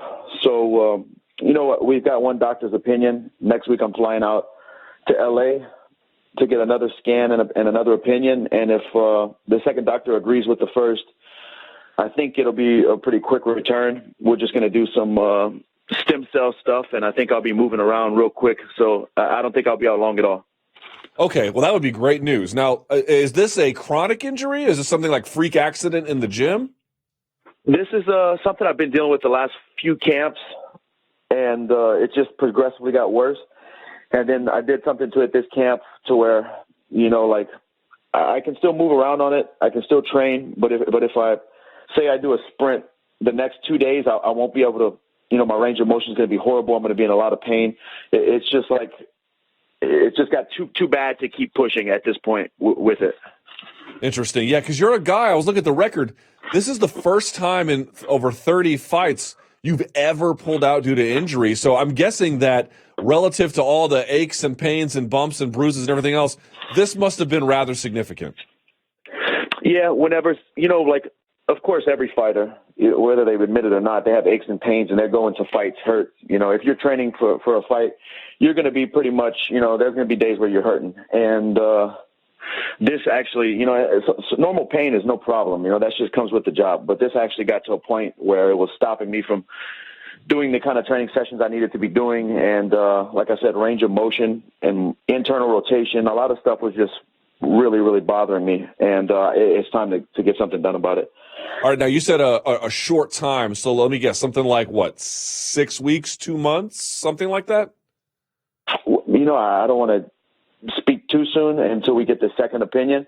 Okay. But the first doctor and also the UFC's doctor was saying if we do go that route with stem cell or PRP, that it's going to be really, really quick. Like a few days, I'll be resting to let the injection get into where it needs to be and get settled, and then I'll be moving around within a few days. So, it just depends what the second doctor says, but I think, I'm trying to stay optimistic. I think I'll be moving around really, really quick. Yeah, so it sounds like, and again, knock on wood, best case scenario, you could be fighting first quarter 2019? Oh, that's worst case. Oh, okay. So, wow, you could fight in 2018? I mean, we'll see what happens, but if the doctor agrees that a stem cell injection or alleviate what's going on with the range of motion and stuff, and my body takes it well, I don't see why not. Wow. But like I said, man, I'm just trying to be optimistic one day at a time. All right, so let me ask you about the fight buildup itself. It sounds like for you and for Nate, maybe for different reasons, this whole thing was exhausting. Like, y'all were out there campaigning for 165, Dana saying no. Well, then what about making it just the main event or something? And no, like, how many times did this fight change or try to get changed behind the scenes? I mean, dude, we don't have enough time to talk about how many times it got changed, and the fight was on, it was off. It was just crazy. It was a lot of crazy stuff going on. All right, can you give us just a hint of like maybe a couple of things that had happened that threw you off the path or were just difficult to deal with?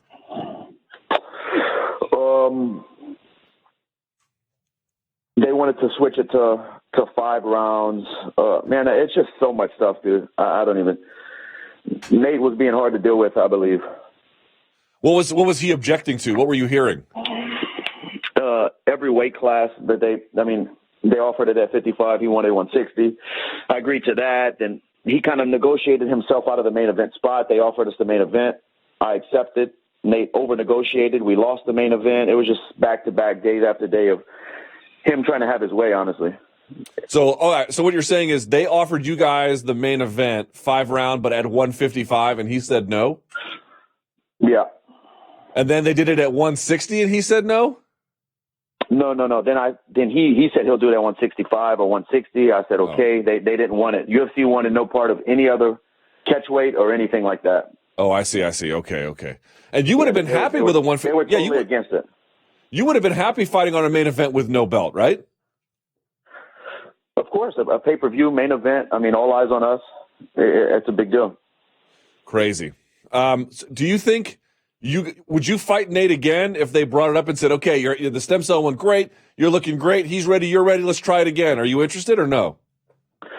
Dude, I would, but like I said, man, so much stuff went on behind the scenes. This guy, even if everything went smooth, I'm not even sure if he'd even, if this fight would have went through with this guy.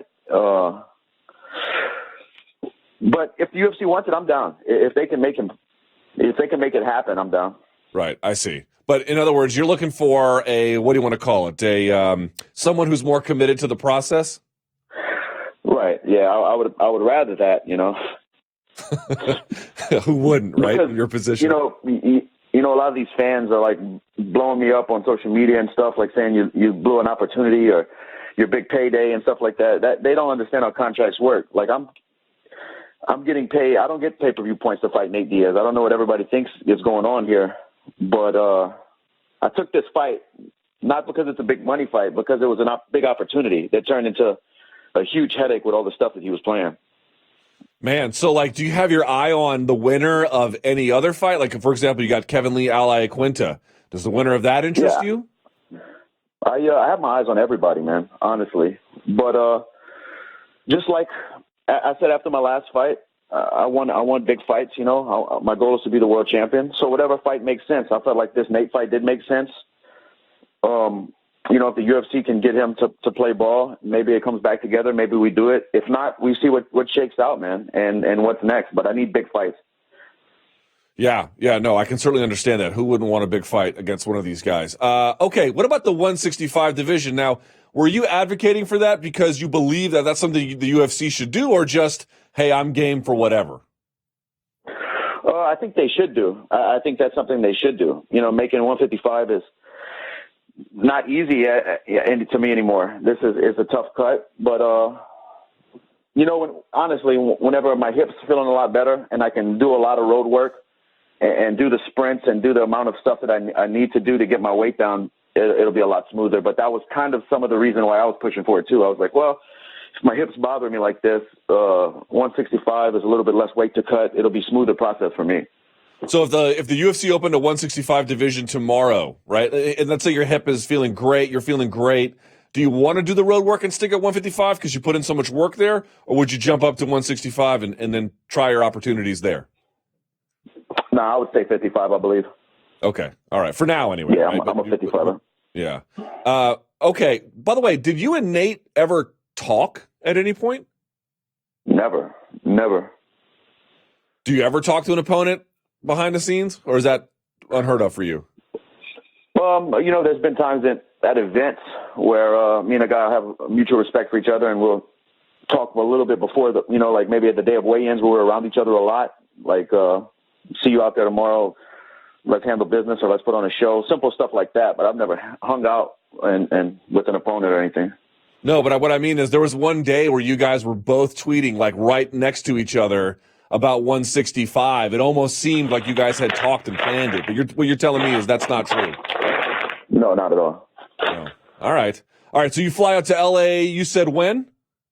I'm still in Coconut Creek right now. I'm getting everything tightened up over here. This is where I do my training camps. I'm flying back to Louisiana tomorrow morning, and then Wednesday afternoon I'm flying to L.A. And so you should know by what, Wednesday, Thursday, whether this is a thing you can do? Well, I'll know by Thursday afternoon, Thursday night, exactly what the next step is, and I'll have a timetable of when I'll be able to get back to 100% training. Right. Okay. All right, man. Well, look, I won't keep you any longer. We got you on short notice. I really appreciate you making time for us. And obviously, we hope that the doctor has some good news. It would be great to see you back. And sorry you couldn't be here for UFC 230, but I'm sure the fans are eagerly anticipating your return. Thank you, man. All right. There he goes. The Diamond. Got him on short notice. Really appreciate him making time for us. All right. With that out of the way, let us do this. It is time, ladies and gentlemen. Oh, yes, it is, for the Monday Morning Analyst.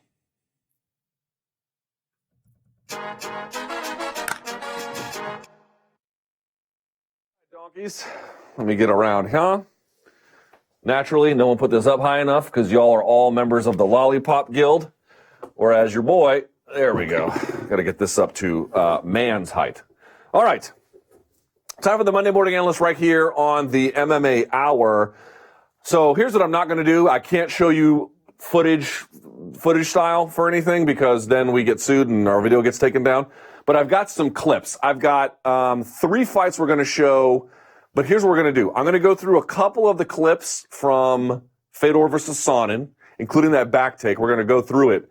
But here's what I'm also going to do. No one is talking about this, and I really don't know why, other than, yes, it happened on, PFL 9 was a great show on Saturday, but it got a little bit drowned out with all the Fedor talk. Did y'all see what Vinny Magalhaes did over the weekend? Oh, my God. He had an incredible Kimura and a ridiculous sweep, which we're going to go over. But he also had a Kimura from Triangle that was sublime. Truly, truly sublime. I mean, it's about as perfect a submission as you're maybe ever going to see from guard. Absolutely artwork. We're going to go through that as well. First, of course, we have to go through some of the stuff here. I had forgotten with this Fedor and Sonnen bout, I had forgotten that Sonnen was a southpaw. I actually went back and watched some of his other fights to verify that. Yes, in fact, he is a southpaw. Now, I've got just a few clips of this. We're going to go through them. I'm not sure which one this is. Oh, I think this is I'm going frame by frame here, the zone. This is the punch he lands. You're going to see Sonnen come in. By the way, I've been very grappling heavy for the last few weeks. It's only because that's what most of the action's been, but we will get to some of the striking stuff as the weeks develop. But what you're going to see here is you're going to see Fedor land the punch.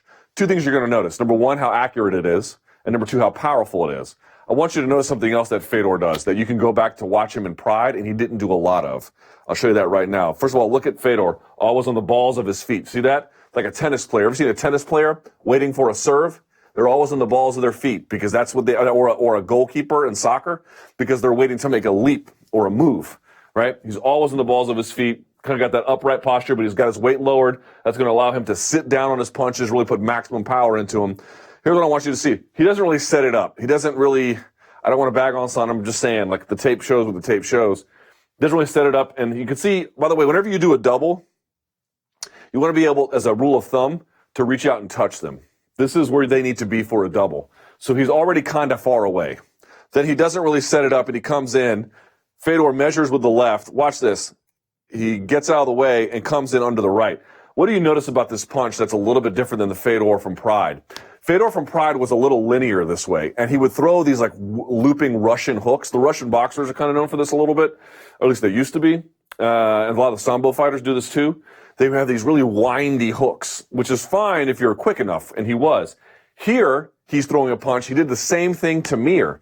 He's actually getting off the center line. That is not something he used to do very well, and now he's incorporated it. You were hearing Chael Sonnen talk about some of these developments and improvements to his game. Here's one right here. And by the way, he punches in combination. Sonnen gets drilled with that right, and then look, Fedor comes back and drills him with the left. Right? Nice shot, right? So he gets off with the right. He gets underneath the punch. His hips are already loaded this direction. So when he comes around and pivots and throws with this one, he cracks him on the jaw. Nice shot, right? So there's that. All right, let's jump around and move forward, shall we? To the next one. All right, here's the next one. Where are we going with this one? Let's see. I believe this is one of the failed takedowns, right? So we're going frame by frame here, DAZN, because that's what we do. Bouncing in and out. Fedor throws a punch. All right, and then Sonnen leans a little bit out of the way. That's nice. Let's see. He throws his own right, and he tries to clinch. Let's see what happens. All right, so this clinch, when your arm is like this high, it's not necessarily the end of the world, but just think about where you have the most balance. It's when your shoulders are square. So he tries to remove it. Fedor tries to spin. This is amazing. Hold on, watch this. So Chael is going to take him to the weak side. The weak side is going to be here, right? He's going to step, and then eventually, if he finishes the takedown appropriately, would switch his hips. I want you to watch something. Fedor is famous for this. He's done this in a million bouts in Pride. Fedor has incredible balance. I believe he did this in the Naoya Ogawa fight, if I'm not mistaken. He has ridiculous one-legged ability to redirect a takedown that's not completed with appropriate authority, and he can reverse it. Let's see where he goes. So he plants the leg here, right? And now what is this? It's almost like it's almost like an Uchimata. A Harai Goshi would be if the non-planted leg was on the outside of the hip. Harai Goshi is major outside reap. Uchimata is between the legs. It's really neither of those because the leg is on the other side. I don't know what the name of this is in judo, but here's the point. What is he doing? Right? He is balancing on this leg, and he's going to lean forward to bring Sonnen's weight up and forward. Imagine going over a diving board. If I lean and lean and lean, and I keep doing that, eventually I'm just going to fall over into the water, right? There's going to be a point where you tip over. That's what he's doing here. He's grabbing him almost by the head. Sonnen has attached himself to him. He's going to plant his weight. He's going to lean forward to bring the weight of Sonnen up. Once he's up, now he's light. Then you can redirect it. So it's a question of let me make him light and then turn him. So now he's light, and now you can almost just, you see how he throws the leg up? This forces the hips over of Chael Sonnen and then brings Fedor on top. And look at Fedor land on his shoulder and roll to keep his hips, watch this. This is the part I love the most. Basically on top, and he hooks that leg, by the way, the far leg. Let me go back a little bit. He hooks the leg. When does he hook it? He hooks it on the roll through there, right there. He brings it through, and that's to keep his hips on top and facing the mat. So the whole time he goes through this, one more time here. You can see the leg, it doesn't go in between. This leg doesn't go in between or out in front, and yet he's still able quickly, because Sonnen being attached and the takedown was loose, he's able to throw this in the air, raise the base of Sonnen up in the air, and then redirect him mid-throw to come out and roll on his shoulders on top. And then he hooks the leg to prevent Sonnen from coming up. Remember, whenever you have a takedown, to the extent possible, you want your hips facing the mat, right? Because think about it. If my hips are facing the mat, I'm landing on all fours. Or if for a ground and pound, that enables me to open up. It's when your hips are facing the sky, it's a problem. Now here, of course, they're facing over here, but it allows him to then turn and look whose hips are facing the mat. Right? Nice little adjustment there. Okay, here is the part where everyone was like, this was fixed. Bellator's out here fixing fights. No, they're not. It's just a poorly executed, so I don't know what they call it either. There's lots of guys who are good at this. Danny Segura was telling me that Jussier Formiga did it in one of his fights. I don't really remember that. I'm sure it's true. I'm just saying I don't really remember it. But in sports jiu-jitsu, you see it all the time. There's a lot of different ways to set it up.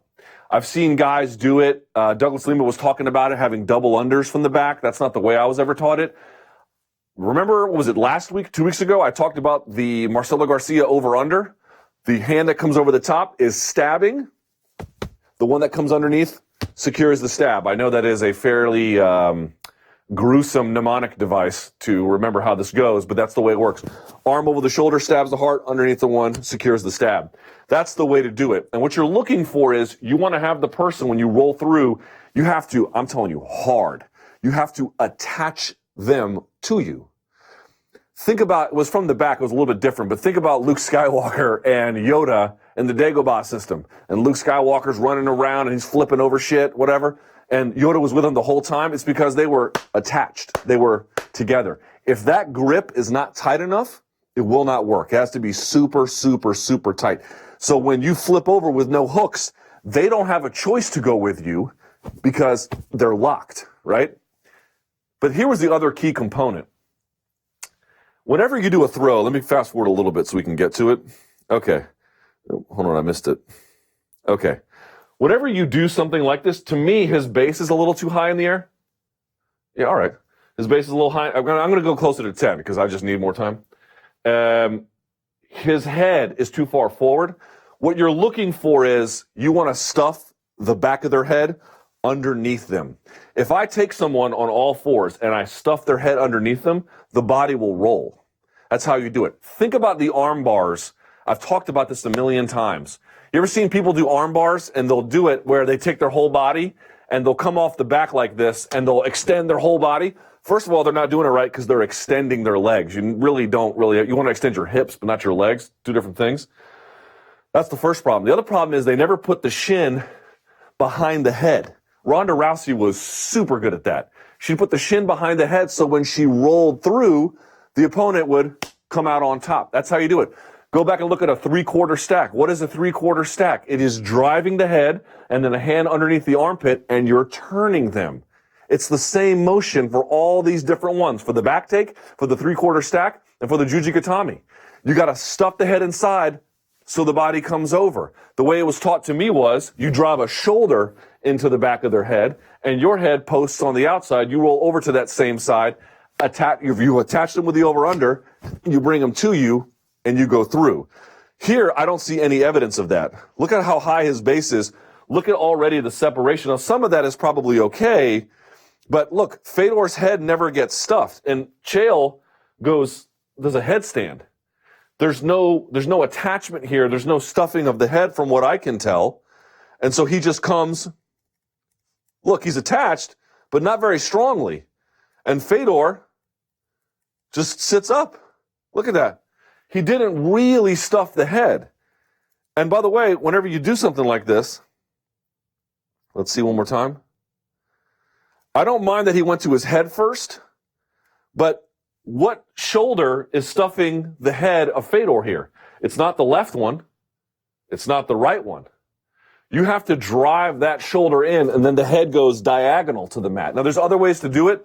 Maybe Douglas Lehman knows a better way. I don't know, but that's the way I've always been showed it, is that the shoulder does the work, and then the head posts on the mat, so that by the time you roll, it's already tucked. Which shoulder is pushing the head? I mean, yes, his chest is pushing the head down, but that's not enough. You got to drive that thing. You got to pull there. You have to push on one end of the spine so that the whole body comes over. There's none of that here. So folks are like, it's fixed. It's not fixed. It's just a badly executed technique. And there's a takedown here. Oh, let's go to this mount real quick. Watch this mount, and then we'll go to the Vinny Magalhaes stuff because we got to move on. Let me see how he takes it here. All right. So he's in half guard. He's trying to secure the head. See that? How do you take mount? Go back and watch how Gordon Ryan takes mount on everyone. He does it different ways each time, but there's one consistency each time. It's that he has shoulder pressure and is controlling the head and neck to prevent the hips from moving. If the head and neck are tightly controlled, the hips can't really move all that well. That's what this has to be in place before you go. This is loose. There's not really a whole lot here. You can see it's up around almost like the crown of the head. That's not what you need. You need it tucked under, right? So let's see. Let's see him try to take him out here. All right. He's going to punch. Hold on. Just fast forward this. Bullshit. All right. Here we go. Now look at this. He's got some shoulder pressure here, but Fedor's looking at the ceiling. He needs to have this pushed over. You have to hurt him. You have to hurt your opponent and your uke, if it's judo. I think it's the uke. You have to make them look away. You have to, again, remember the shoulder with the back of the head to make them turn? You gotta drive that thing in there. So he's not really doing a whole lot of that. He's gonna push on the arm here to free his head. God, come on, Chael. Take this goddamn mount. Here we go. All right, let's see. Now look, as he goes to take mount, you can fake the Kimura if you want. Yes, that's a way to do it. He goes to take mount. Fedor's already bucking his hips. Look at this. Once you let go of the head, what happens to Fedor's hips? They come right up. What's controlling him? Nothing. He comes right up. Chael posts his hand to stop the push. He tries to take it. Once you take mount, the instant you take it, you're the most vulnerable to be turned because you haven't settled into the position. And sure enough, that's when he does it. Look at the hips of Fedor. He always has done this. He's had really good, active, mobile, powerful hips. And look at that nice bridge. He doesn't bridge just to a side. He bridges diagonally over the shoulder. Chael tries to balance here, but he can't. He wraps the arm, turns his hips over. Look at him posting on the toes, and he just rolls through. Look at that, just rolls through. Boom. The pressure was too much. If the pressure underneath is so strong that it beats a hand that's posted, that's a very, very, very, very powerful hip underneath. He's just so quick and dynamic. So what's the question there? One, the head and the neck weren't really controlled. And two, the timing on Fedor. As soon as Chael got to it, when the position hadn't settled, he drives. Really good timing. All right, in the interest of time, I'm going to move along because as good as this all was, shouts to Vinny Magalhaes. The winner, the coolest thing that happened all weekend is from him. Let's jump to that now. All right. So here he is. Oh, by the way, real quickly, this is just a screenshot. I'm not going to show you anything this is from Quintet. This is what a standard triangle looks like, right? So here's what I want you to pay attention to. It's the left arm of Josh Barnett, and so it's the right side of the body. In other words, the arm that's being attacked and the locking of the triangle are on the same side.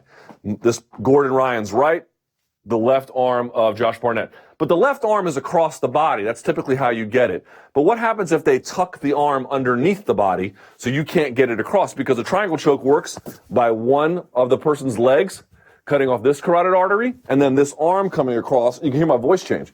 And cutting off the other one. But what if I put it under, you can't do it? Well, that's when Vinny Magalhaes shows you what time it is. Look at this. This was unbelievable. All right, he pulls guard here, right? Which I just love that he does in MMA now. He pulls guard, and I want you to notice something about this triangle. And this guy comes down, Cleveland. I do not know who this gentleman is. You'll have to forgive me. All right, look at this. What do you notice right away about this triangle once he locks it up? And by the way, he's grabbing his own shin. He's like, Vinny does everything correctly, instinctually. What do you notice about this triangle? Real quickly, he's going to readjust it. Boom. What do you notice here? The lock is not on the same side as the arm. They're on opposite sides. Oh, isn't that clever, right? You don't see that too often. He jumped guard and right away knew that this guy was going to hide the arm. That's what everyone does in MMA. So he put the triangle lock on the other side. Why is that important? Because if you want to do a Kimura from triangle and the lock is on the same side as the arm, you can do it, but there's really no room. Very, very hard. You want to lock the other side. He switched to the other side and now does everything perfectly. But you can't square up on him. You got to get turned at an angle, right? If you're just in front of them, even if you put the lock on the other side, you don't have enough space to grab the arm. So what is Vinny going to do? He's going to turn at an angle. Watch. And this is the best part about it. And this guy tries to put the arm behind him. Not only does Vinny, you'll see him, he'll turn more in just a second. Here's the other part about it. Even if I turn and I just grab the arm, I might get a Kimura, but I got to break your hands apart from your body. Look at what he does. He plants his elbow on the ground, Vinny, his own elbow, grabs this other guy's wrist. Why is that important? Because no matter how hard you push and try to keep your hands together, you can't break this frame. The frame is more powerful than any kind of grip you can have or any kind of muscle you can have. So he's going to turn while, look at that, pulling the arm out by framing on the ground. Dude, this is ridiculously good. This is like ridiculously good, right? Now watch. He still doesn't quite have enough space. This guy's going to bring his leg up to block it. Now, Vinny has one task here. He can get the arm through, but he's got to get it away from this guy's body. And it's going to take him a second to do it. He actually does the right thing. You actually would want to go low because the more you stand up, the more space you create. So this guy actually does the right thing in sitting for a bit, but the end is almost near. Now watch Vinny. Look at him up on his shoulder so he could corkscrew inside. So when he comes back the other way, he's got enough attachment to it and he can give it enough torque, right? Watch this. This is ridiculous. Ready? He's going to pull back. So he sits his whole body weight forward, and now he's going to use that to lean back. That's going to bring this gentleman's weight forward. And now, watch this. He's going to attach the arm to his body and then bring his body back. If I try to wrestle your arm with my arm, I may or may not be successful. But if I attach your arm to my body and I pull, my body will beat your arm 10 times out of 10, which is exactly what you see here. Look at that. He uses his own body weight going back to pull it away from the body, and look at this torque. Checkmate. Checkmate. Dude, that is nasty. Super nasty. Dude, no, I couldn't believe. I saw this on Twitter on Friday night, or whatever it was, Saturday night, and no one was talking about this. I was like, did y'all not see the shit he did? And here's the best part. That's not even the only thing he did. With 1 minute we have left. Well, I'll jump to the end here. Sorry, I took this from BJJ Scout because I couldn't find it anywhere else. It was on my on his Instagram. Sorry, BJ. Hey, BJJ Scout, I stole your stolen footage. It's okay. All right. Hold on. Watch this. So he pulls guard, and he tries to spin for an armbar, and it doesn't work. So he's like, all right, I'm going to switch to an omoplata. So he switches to the omoplata. He takes a couple punches in the process. All right. And so there's his omoplata. I want to show you this. Here's what Vinny is amazing at. Vinny knows all the common counters to your attacks. So what he does is he puts you in a position where you're going to go to your common defense. And when you go to your common defense, then he overwhelms you, right? That's what he does. So here, if you're this guy and you want out of this omoplata, how do you relieve the pressure on your arm? I mean, you could stand up and shake him off, or you could come around this way, right? You can come around this way. So that's what this guy tries to do. All right, here he is. Vinny anticipates this. Watch how he does this. Ready? Watch. He is waiting for this guy, and I'm going to show you what he's about to do. He's expecting this guy to keep going. Hang on. Here we go. All right, watch this. This guy thinks that if I come around to this side, I'm good. But you can run against Vinny Magalhaes. You will only die tired. Watch. He waits. He puts a hand here. Look at this. He's going to wait. He's blocking this, and he's going to push this, and he's going to turn him like this while he holds the bottom leg as he sits up, and now he's going to grab it and sit back, and he swept him just like that. Look at that. Well, it's not quite a sweep because a sweep from a guard, so it's a reversal. But look at one more time. He just waits for it. He waits for the guy to come across. If you're going to do one of these things on him, you got to do it fast. If you do it slow, look at that. Stops it, turns him, underhooks the bottom leg, sits up, and now turns into him. And by the way, look at this Kimura. Look at this. We saw the other Kimura. Look at this one. Watch this. Sits his weight back, attaches it to him. Watch him drop his weight. Look at the left shoulder. Watch what he does with the left shoulder. Drops. Look at that. Are you shitting me? Look at that, dude. Again, if it's just his arm versus his arm, who knows? If it's his body weight versus your arm, it's a wrap for you, son. Ridiculous. I couldn't believe people weren't talking about Vinny Magalhaes. That guy's a bad motherfucker, man. That's the Monday Morning Analyst. All right. We're back. All right. You know what is the thing in the way, Joe? If you got to get on screen, you can get on screen, Joe. People want to see you anyway. All right. There's your Monday Morning Analyst. It went a little long. I'm trying to get these things narrower. Let's go to my friend in the back, the one and only Danny Segura. Hi, Danny. How are you? Yo, what's good? Let's see your beautiful face on screen here if we can. Wait, hold on. Stand by. All right. By the way, what'd you think of old Vinny? Man, there's nothing better than watching an expert work his craft. Dude, it's in MMA. ridiculous. Whether it's striking or jiu-jitsu is just Joe, if you want to get amazing. on camera, it's fine, dude. Don't worry about it. And so much detail goes behind it. It's just, and he's making this in real time, in just seconds. Hey, everybody, hey, say hi to Joe. Wave to the camera, Joe. Yay! What's up, Joe? I know. We're trying to figure all this out. You can just take the whole thing, man. We'll get on with this. All right, here we go. Thank you, Joe. I appreciate it. So we're a little bit short on time. What we want to do, let's knock out a round of tweets real quick because I don't want to leave anything out. No. Let's do calls, and I promise I'll do a round of tweets. I promise. Okay. Let's just fire into these calls, please. All right, let's do it. So we got, again, the calls keep getting better and better. Let's talk about the weekend, Bellator. All right. Let's do it. Yep. This is an opinion that I didn't agree with, but, we share all kinds of opinions Yeah, on sure. MMA Hour, so. Hi, this is Tommy calling from Madison, Wisconsin. My question is, talking about the Chael and Fedor fight, did it not seem like one of the sloppiest and ugliest fights you guys have ever seen? Chael's takedown attempts looked like they were happening in super slow motion. So my question is, does Fedor stand a chance against a much more agile Ryan Bader in the Grand Prix final? Thanks. So two things I want to address here. Do you agree with this guy's analysis of the fight? Was it a sloppy, slow fight? I thought it was a pretty competitive, and both guys looked pretty crisp. Here's what I thought. I think the first punch rattled Chael a little bit. It's always bad body language if you see a grappler shoot and then they don't get it and then they immediately keep flopping to their back. That's one of those telltale signs, like when a striker stops throwing or when a grappler does that it's always a bad sign. So, like, was it the prettiest technical fight? No. But I thought the one against Tito was, there's many I would pick that were worse. In fact, as I mentioned before, I just showed you some of the great things Fedor did. Yeah, did Chael make some mistakes? He did. But there were a lot of positives to take from that as well. Yeah, and he got that low single. He looked good. I thought Chael, even in defeat, looked better than his previous performances. And, man, Fedor looked just, rejuvenated. It was incredible. So the second part of this question was, what are his chances against Bader? Fedor's, obviously. All right. What do you think? I keep counting Fedor out, and he keeps proving me wrong.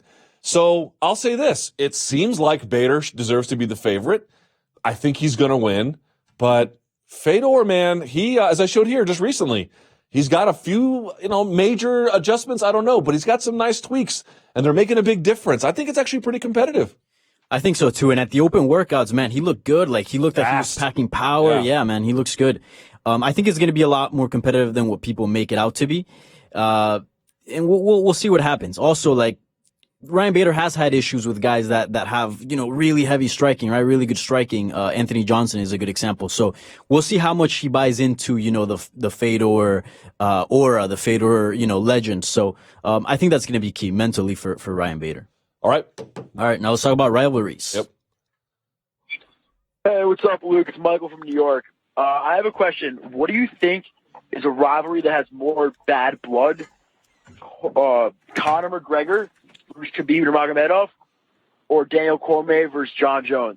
All right, let me know. Thanks, man. For the reasons that what Daniel Cormier just said on the show, I'm going to say Daniel Cormier, John Jones, because he's right. Conor was just saying stuff to sell. These two guys hate each other, and they mean every word they say. So because it's two-way traffic, I'm going to go with DC Jones. Do you agree? I would somewhat agree. I mean, there was no, hey, DC didn't go, hey, this is just business, Jones, or vice versa. That never went down. But I think there's so much bad blood on the other side with Khabib that I think it evens out. I think it's a draw, man. I think it's so. A draw. In other words, is Khabib's bad blood greater than or equal to combined Jones plus DC? Yeah, you might be right. Actually, I think so. I mean, Khabib, this is not a game. Like I feel like Khabib is willing to take things maybe farther than Jones or DC would. I don't know. I mean, we just saw that crazy. Just the only thing for me is that when two guys are so poisonous, it's like a bad marriage. It's like, it's so ugly. Yeah. Versus just one guy who's consumed with rage. Plus, they're also the nature of the fights. Both fights were really competitive. The DC and Jones. Obviously with the McGregor and Khabib, it's a bit of a wash. So the bad blood kind of drags out longer. With the result. All right, now let's talk about rematches. Good morning, Mr. Luke Thomas. This is Charles Jalen calling out of Atlanta, Georgia. My question is regarding this Conor and Khabib rematch. If the UFC books this rematch immediately and Conor loses the exact same way, would this kill his aura, so to speak? Would they be making a mistake booking Conor against, on paper, and literally the worst matchup he could ever have? Right. If he loses again, would that pretty much kill their cash cow? What are your thoughts on that, man? Thanks for taking my call. Shouts to ATL Georgia. What can we do for you? By the way, I'm from Marietta High School, so shouts to ATL. Okay, here's what I would say. Passions for fighters die hard. It takes a long time for people who love a fighter to stop loving him. But if you list again, would Conor stop being a star or something? No. However, would it affect badly his image? I would argue yes. This is not the fight for him to have right now. He needs to go fight somebody else. I think it's not an easier fight per se, although maybe that's a way to look at it, but someone who's got a skill set more in keeping with his own. And I think if you just put this guy out there, and let's say he loses the exact same way, Danny, to say that wouldn't affect his market power is not true. It wouldn't turn him into a non-star, but it would definitely knock him down a peg or two or three. I agree with your analysis there. The only key to that right there is that you know that if you book the rematch, a few months from now, that thing's going to kill on pay-per-view, right? Yes. If you put him up against Nate Diaz and he wins, I think the rematch will even be bigger just because he's got, some wind behind him. But also the Nate Diaz fight is not a given. Like, Nate Diaz is a tough dude. He could very well win it as well. True. So it's a gamble. What do you think business-wise would be most, like, I guess the safer bet? Go straight forward to the rematch or have him fight someone else? Have him fight someone else. Sorry. Yeah. It's a very bad idea. If Khabib goes in there, and by the way, everyone's like, Conor can get better in the rematch. Right, so can Khabib. Yeah. Not a good idea. Let's talk about Tony Ferguson. Okay. Interesting character. Speaking of Tony. Hey, Luke, this is Drew from an impoverished shithole called Lewiston, Maine. Listen, the Tony Ferguson fight the other week got me thinking about how Tony, as good of a fighter as he is, gets hit a lot. Seems to be a staple of a Tony Ferguson fight where he gets put in serious danger and finds a way out of it. A fighter like that can only lean on that fact and their chin for so long. So how much longer do you think it will be until we start seeing the decline of Tony Ferguson? And what fighter on the UFC roster could really exploit the shortcomings of his? Thanks. So, what's funny? On my radio show on Friday, I had Kevin Lee on. And Kevin Lee said the exact same thing. In fact, Kevin Lee thinks that he is not quite shop-worn, that being Tony, but that Tony is taking a lot of damage, and people aren't acknowledging that fact. Now, he said that Tony looked slow and lethargic and didn't have his legs under him. I don't agree with that at all. Mm-hmm. But I do think that Kevin's got a bit of a point, Danny, that Tony does take a fair bit of damage. And he's, I think, 35 years old. So I would say, he has obviously kept himself in impeccable condition, the knee injury notwithstanding. I don't know who the right guy is to exploit it, but I do wonder if he gets into some kind of war, if that might put him over the edge, because he's had enough damage where he hasn't crossed that line, but he might be close. I don't agree. I mean, the dude snapped his leg, and he came back, 6 months later, 5 months later? 5 months later. And fought. So he went through a training camp. I mean, Dominic Cruz was out for years for similar injuries. Not at 35. I think Tony Ferguson is somewhat somebody else. That That's guy. True. That's true. And also, I just want to add to this. He said it. He hasn't sparred in years. That's so smart of him. Yep. And how much damage do you take from sparring? Tons. And people don't realize that. Yep. And I think most of probably the top lightweights spar. Just an assumption. Just the fact that he's not sparring as well, I like that aspect as well. And, he takes damage well. I mean, he's not getting hit by scrubs. He's not getting dropped by small shots. He's taking shots by very game fighters, Fair enough. So I think he's fine. I mean, obviously, there is some damage done. Obviously, you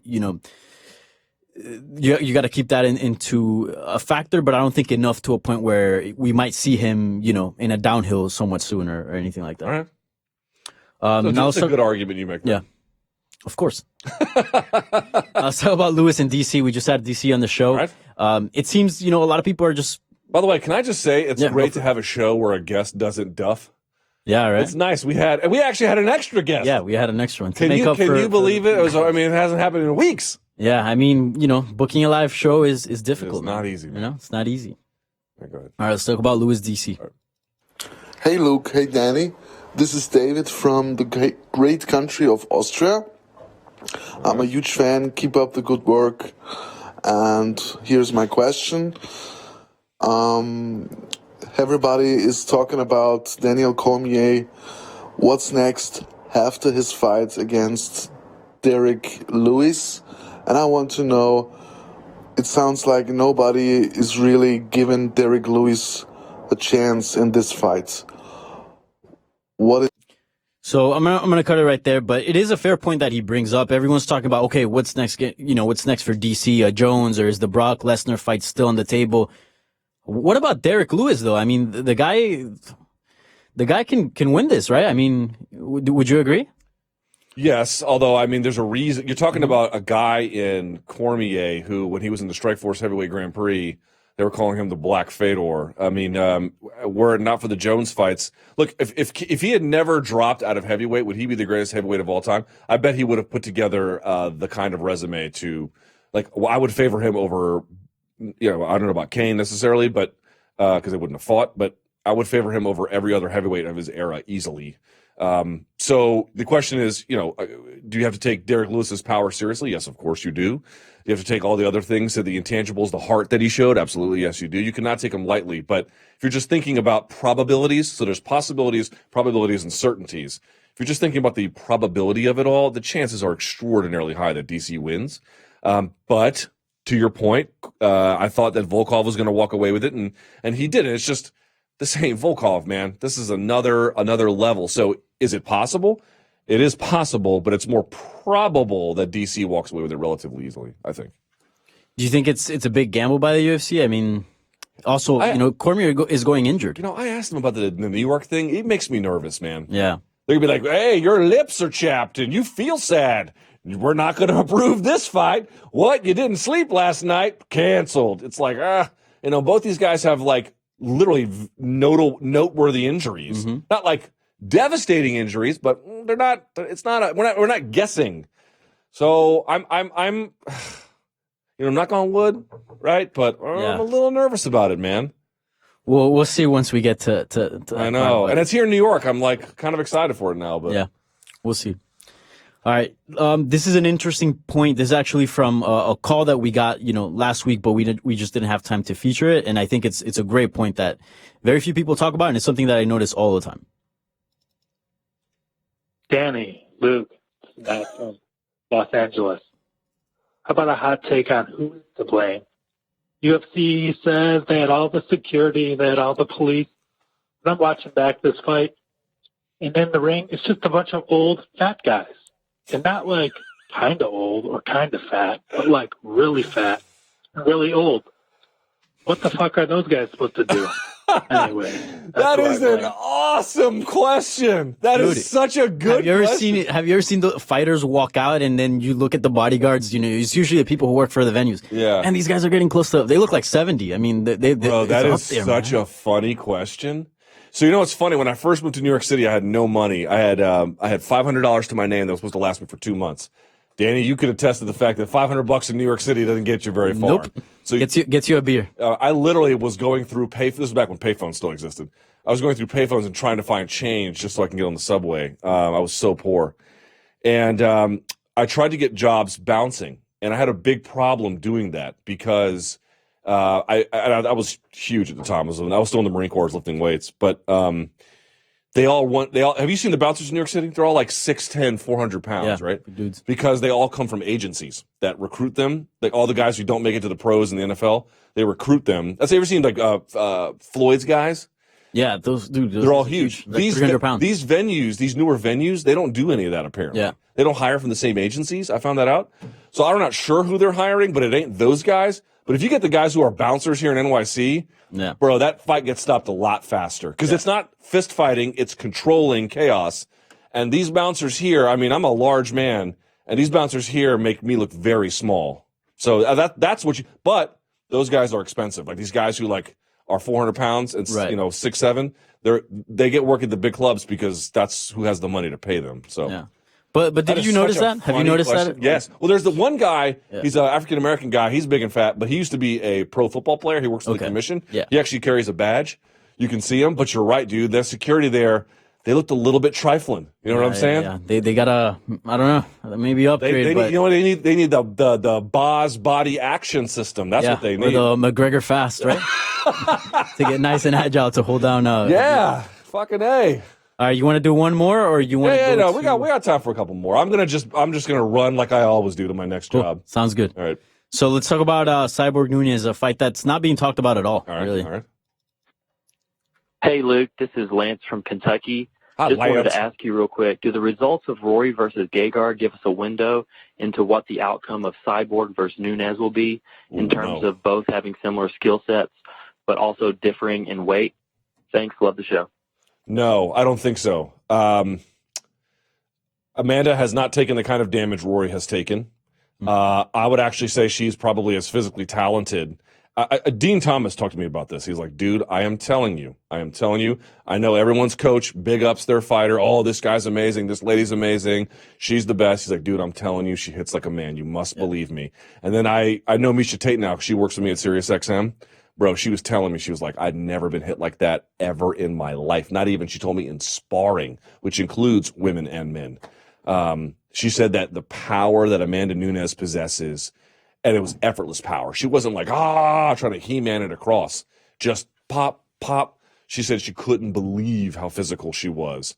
Now, we'll see about the gas tank. We'll see about the overall game. But in terms of like the physicality difference, no, I don't think so. Yeah. And I would also say that there's a bigger jump in weight between 170 and 185 than it is from 135 to 145. By the way, Gegard, a guy who's fought as high as 205, too. Exactly. You know what I mean? Yeah. So. And also, Chris Cyborg has made 140, too. I know, barely. Not the best shape, but she's made it. Barely. And Amanda Nunes, she's a big girl. Yeah. I've seen her in person, and she's just dense. She just looks. She's not a small fry at all. Yeah, exactly. No. And I agree damage-wise. I mean, Nunes, I don't think historically has taken much damage throughout her career. Yeah. And we've seen 35ers have some success against Cyborg, like Holly Holm, Yeah. Hey, is that Esther behind you? Yes. Hey, Esther, say hi. Can you wave? Where is she? No, other way. To your left. Hi, Esther.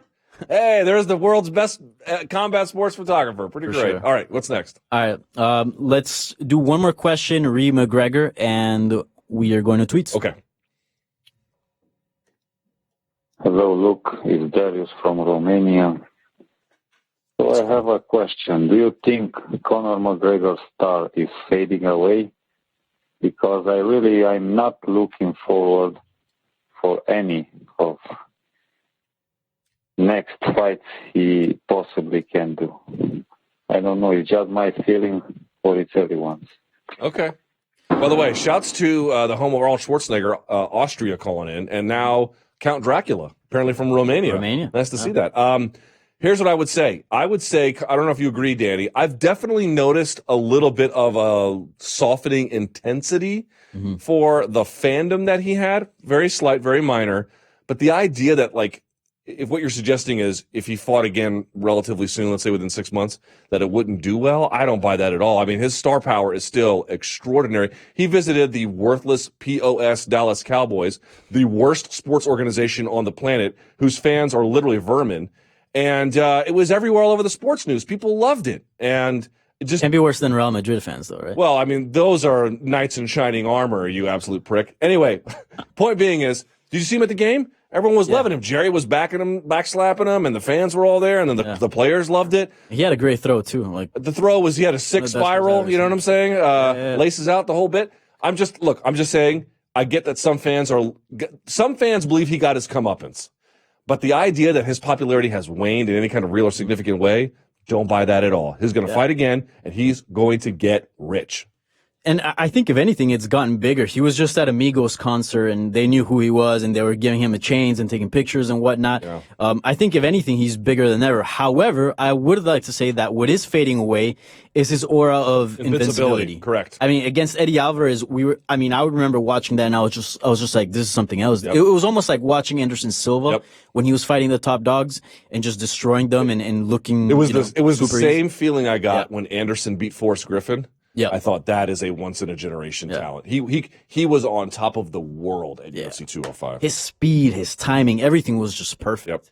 Yep. And I think that has gone down. Especially Khabib exposing him, on the ground. That has not exposing him, but setting a blueprint out there. Like, look, you can wrestle this guy and you can turn him into a different fighter. Yep. All right, are we done with calls? Yeah, let's go to. Wait. One thing. Let's give away the PFL tickets. Yeah? Okay. Actually, do you want to do that after show? I can always tweet out the number and real quickly. Let me do it right now. Call the number, give you the number out, yes? Yeah. 646-809-0777, 646-809-0777. Washington, D.C., my hometown. I'll be there this week. You get some VIP seats. You get to go watch PFL 10. With that, Danny Segura, it's time for a round of tweets. 5 minutes on the clock.